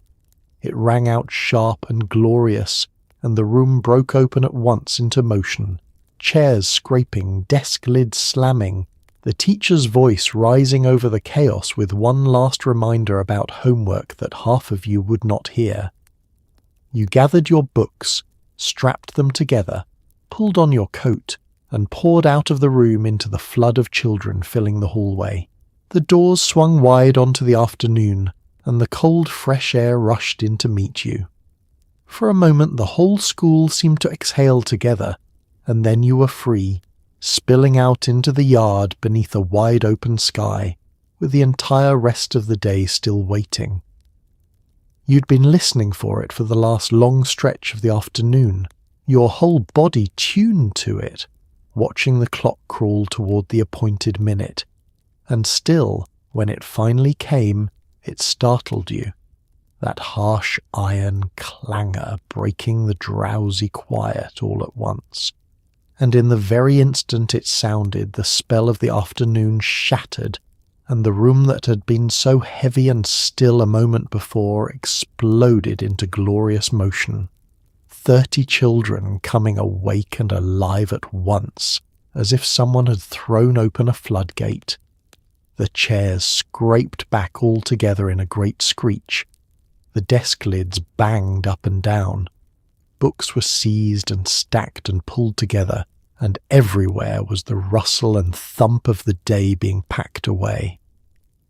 Over the top of it all rose the teacher's voice, calling out one last thing, a page number, a reminder, don't forget the homework, and half of you caught it, and half of you did not, already halfway to the door, your mind already outside in the free, bright afternoon. You gathered your own books and cinched them together, with a belt or a strap or a bag, and you crossed to the coat closet in the crush, and pulled your coat from its hook and shrugged it on, one arm and then the other, hopping and jostling among the others. And then you joined the surge toward the door, the whole room emptying out at once, pouring into the hallway where it met all the other rooms emptying too, until the corridor was a rushing river of children flowing toward the exits, louder and faster and freer than at any other moment of the day. And then the big doors at the end swung wide, and the outside came rushing in to meet you, the cold, fresh air pouring into the stale, warm building, the wide grey light of the afternoon, the sudden space and openness of the world after the close order of the room. You stepped out into it and drew a great breath, and it was the breath of freedom, of the day handed back to you, of hours and hours of your own time stretching out ahead with nothing owed to anyone. There was a moment, right at the threshold, when the whole school seemed to breathe out as one. All those children released at once into the yard, the pent-up energy of the long day let loose under the open sky, a great joyful exhale of shouting and running and calling out and scattering in every direction. Some ran for the buses lined up at the curb. Some peeled off toward home in 2s and 3s. Some lingered in the yard in no hurry at all, the whole free afternoon theirs to spend, and you stood in it for a second, in that first sweet rush of liberty, and felt the particular joy that only a schoolchild knows, the joy of the final bell, of the doors thrown open, of the long day done and the longer evening waiting. The sky was wide overhead, the air was cold and clean in your lungs. Behind you the school stood emptying, and ahead of you lay the whole unwritten rest of the day. It is a feeling that never quite comes again, in just that pure form once you are grown. The workday ends, but it is never quite like that, never quite so total, never quite so wide open. But you had it then, every single afternoon, that clean, bright release into freedom at the sound of a bell, and it was one of the great uncomplicated joys of being young. You spilled out into the yard beneath that wide open sky, free, unburdened, alive, with the entire rest of the day still waiting for you to fill it. For some, the day was not quite over. Maybe you stayed for a club, or practice on the field, or a lesson in a quiet classroom while the empty halls echoed strangely around you. But for most, there was simply the walk home, unsupervised and unhurried, a slow ramble in a loose knot of friends, peeling off one by one as you passed their houses. You took the long way. You kicked a stone the whole distance.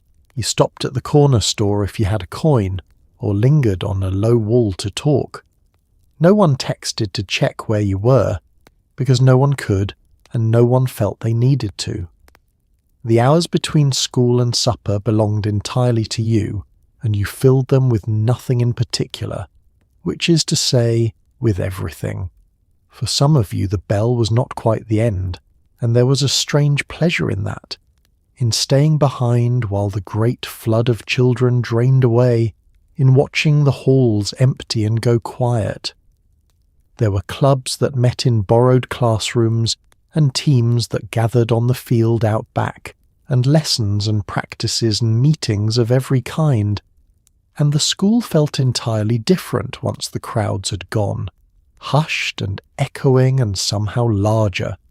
Your footsteps loud in the corridors, the light going long and golden through the empty rooms. There was a specialness to being one of the few who stayed, one of the ones the emptied building still held.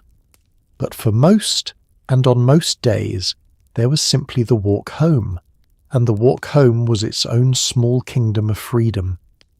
You set off from the yard in a loose knot of friends, all headed the same general way, and you walked, unhurried and unwatched, with no grown-up steering you and no schedule pressing you and all the time in the world.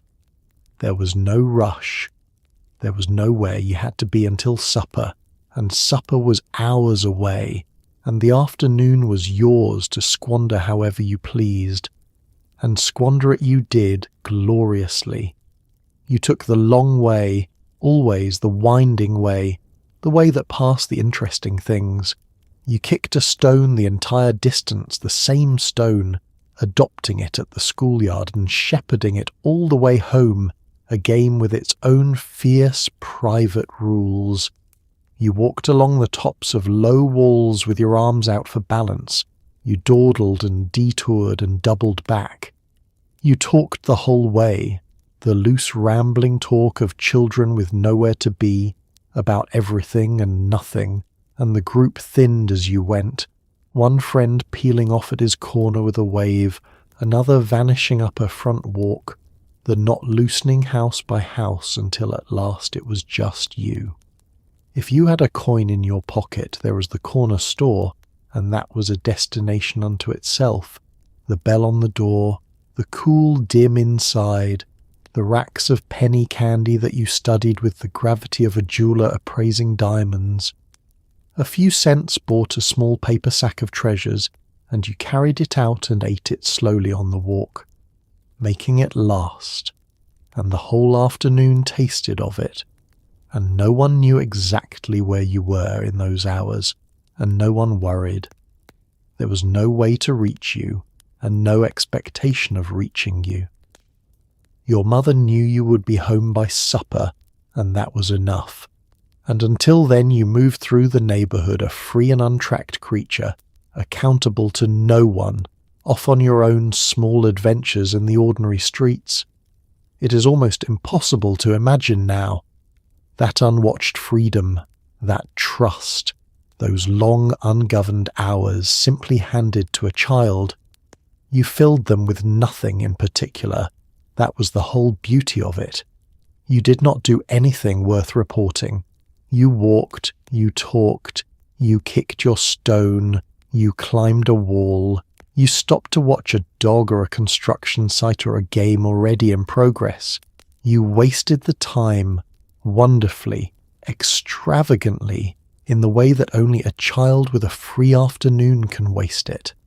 And that wasted time, that aimless, golden, unaccounted stretch between school and supper, turned out to be some of the richest time of your whole childhood, because it was yours, truly, entirely yours, in a way that so little of a life ever is. No one was watching, no one was timing you, no one was waiting for you to be anywhere or do anything. There was just you and your friends and the neighbourhood and the long, slow afternoon, and the freedom to fill it however you liked. Which is to say, with nothing in particular, which is to say, looking back, with everything that mattered. And so the day comes to its close, the way it always did. We have walked through the whole of it together, the grey light of the morning and the warm kitchen, the long yellow bus and the crowded hall, the chalk dust drifting in the afternoon sun, and the sharp, glad ringing of the final bell. We have sat at the wooden desks and traded at the lunch table and run ourselves breathless on the blacktop, and we have watched the light move slowly across the floor of a room that held our whole small world, It was an ordinary life, really, made of ordinary things. But there was such care woven all through it. A mother up before dawn, mixing the juice the night before. A teacher who knew every one of your names and carried your papers home to mark at her own table. A nurse in a quiet room whose whole job was to make sure you were all right. These were people who went quietly about the business of raising a generation, and they did not think themselves remarkable. They were just living, as people always have. So tonight, as you settle deeper into your blanket, maybe carry one small thing forward from that slower world, the habit of noticing, the willingness to let a moment simply be a moment, unhurried, unrecorded, enough. You do not need to go back to find it. You only need to slow down now and then and look. History is not always grand. Sometimes it is a purple worksheet held up to a child's nose and a little carton of milk and someone at the front of the room who cared whether you understood. And that was enough. That has always been enough. Rest now. The day is done, and you are safe, and you are here. Good night.